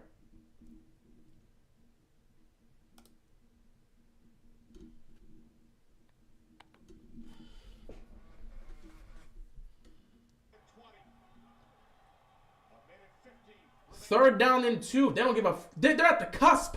Here we go. 3rd and 2. What is this? Daniel Jones. Daniel Jones. Daniel Jones will not pick up the 1st down. 4th down. Timeout. I don't know what they were trying to do, but they messed that play up. The play design right there on 3rd down, it was like they were trying to be too deceptive. They were trying to be too deceptive here. Jones didn't know whether or not he wanted to... Look at this. They ran into each other. That was just bad. That execution right there on 3rd down was bad by the Giants, and the Commanders were able to take advantage of that. So it's 4th down and 3. So 4th and 3, if you're the Giants, you understand that you got to go for this here. If you're the Giants, you got to go for it, because if you give that ball back to Washington, one or two things is most likely going to happen. They win the game or you guys tie, and nobody wants to tie. So if you're the Giants, you got to go for it here on 4th down. If you don't get it here on 4th down, hey, that might as well be the game for you potentially. Or your defense can hold on and force it to be a tie. So now it comes down to this. This season, the Giants are 4-11 on 4th down. 4th and 3. Empty backfield here for Daniel Jones. They're switching things up. They're switching things up. They are switching things up. Okay, never mind. They're going to try to draw him off sides. I'm surprised they're not going to go. They didn't go for it. They're going to punt this. They're going to punt this. They're going to punt this. They don't want to take the risk, because if the Giants don't pick up this 1st down, that gives prime field position. They trust their defense. They trust their defense. They're not going to go for it. I feel with the time left, I don't know if this is the type of game you want to do. With the time left, that could be dangerous. With the time left, that could be dangerous. Because you're probably not going to get a chance to get the ball back. San Francisco scores a field goal, so they're good. Wow, 27 seconds left. 3rd and 10 at the Minnesota 19. They're out of timeouts, and they got to get something going. Seahawks are down by 7. Crazy.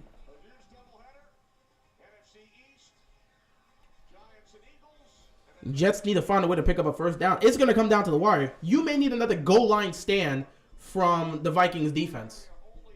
4th down and 10 now. So it comes down to this for the game. 4th and 10 for the Jets. It comes down to this. If they can't pick up a 1st down here, the game is over. And the Vikings will hold on, survive, and win this football game. So there's 1:36 left. Commanders, can you get it to field goal range? 1st and 10. Heineke. Oh my God, he got walloped. What is the offensive line doing? Do your job and block.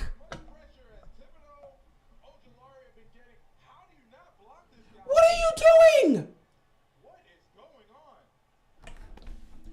surprised Heineke didn't fumble the ball there.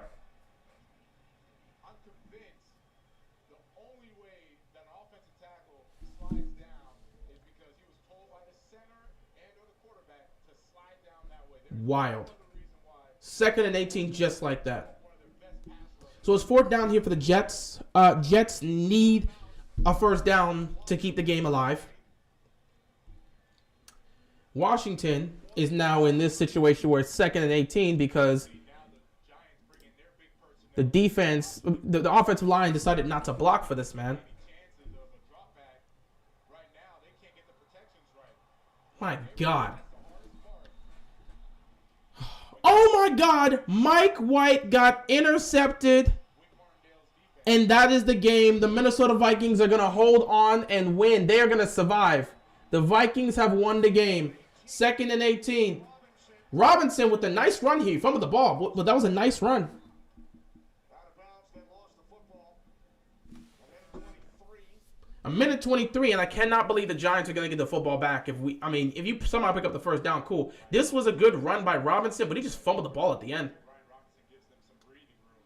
Now, granted, that run gives us a chance to try and see something here. So 2nd and 18 is going to turn into what? What was that? Was that a 7-yard pickup or something? No, it was an 8-yard pickup. The 8 yards we lost, we got back. So now it's 3rd and 10. So it comes down to this.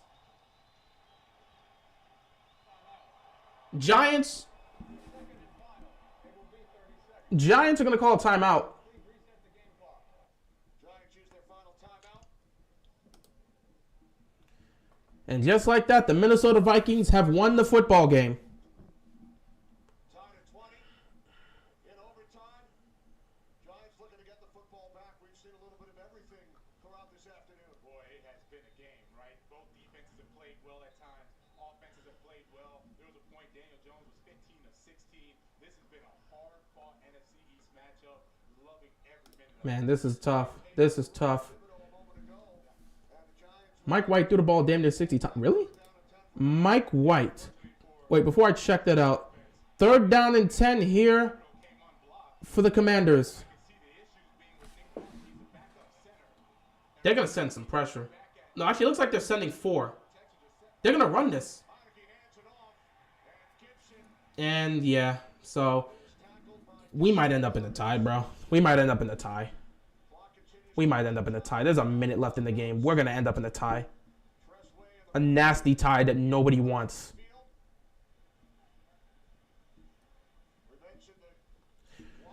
You're right. 31 for 57. Yeah, he threw the ball 57 times. Mike White threw the ball 57 times. That's crazy. Anyway, it looks like we're going to tie. It looks like we're heading for a tie. It looks like they're not. Having a couple guys look like they're about to drop out, identifying someone who could possibly run a fake. They're going to stay. play clock runs all the way down, and then Washington calls timeout. They wanted to run as much time. Yeah, this is looking like a tie. This is really looking like a tie. Man, what a day. Seconds. That game in 97. Also the last tie between two NFC East clubs. There's Ron Rivera. What the hell? Having a nice conversation. It's been a battle, man. Jimmy Garoppolo got hurt. Is that both? Oh my God. That's what I like about this game. The runs were hard fought. You had to earn those. Daniel Jones had to earn his passes. Taylor Heineke on a 4th and 10 had to earn that one. I mean, it's just been a really great game overall. The punt from the 5-yard line. Jimmy Garoppolo got hurt. 37 turns upfield. Out to the Jimmy Garoppolo got hurt. If the game ties, all ticket sales should be refunded. I would love that. Yeah, there's 28 seconds left. I don't know what you can do unless Daniel Jones is gonna force a pass and get picked off, or if you get a big play somewhere, cool. But I don't know. I just don't know. 28 seconds left. back in 2018. So look, what you can do if you're the Giants, if you can find a 15-yard dig route, 15 yards in, somewhere around the half, you can run that play, get there, spike the football, and now Wow, they only need like a good 20 yards. If they can get a good 20 yards, they have a shot to win this game. So now it comes down to Washington's defense not giving up here. Timeouts. Daniel Jones takes a snap. Daniel Jones, pressure's coming. He fires. It's caught. Caught at the 45-yard line by James. No timeouts. Giants scramble back up to the line. And now the spike. Wow. 15 seconds. How the hell did he catch that? How the hell did he catch that? This is why they drafted Daniel Jones, number 6. Look at the arm strength. That tight window he throws into. Cameron Curl's right there, both hands on the ball. Richie James comes down with it. But you Spotted can't at ask the for a better 43. ball. So from this spot, it would be a 61-yard attempt. Yeah, that's exactly what they want. And now you can shoot for the outside, which it could be a 7 route, a quick out, 5 yards and out. Make sure you get out of bounds. You set yourself up. You can't afford to give up any more yards here. Jones to the near side. Bellinger. They're just giving up yards right now, man. This is crazy. 10 seconds. They got exactly what they wanted. They got 5 yards and picked up the first down. What is the defense doing? Exact same thing. Go 5 yards. They picked up 5 yards and went out of bounds. What is the defense doing? They're going to get one last chance with 3rd down and 7. But what are they doing? Around the sideline. So if the corner sits back, then you go low. If the corner tries to jump on the short route, they go high. Either way, they have enough time to execute it.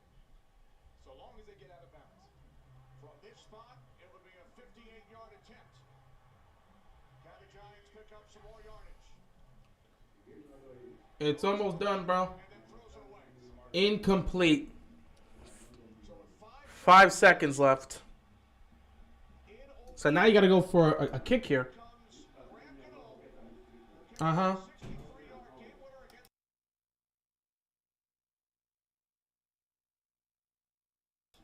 So it comes down to this. If he makes this field goal, they're gonna win this game and advance to 8-4, 58 yards. If he doesn't, it's gonna be a tie. is 57 yards.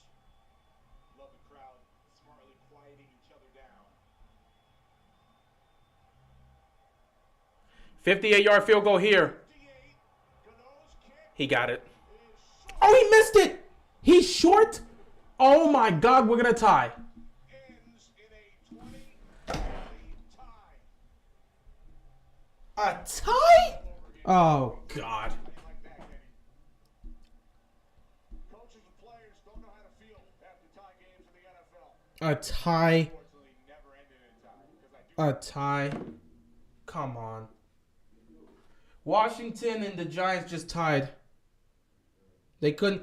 They were in overtime. No one could win the game there, so they both tied the game. So Washington's now 7-5-1. That is true.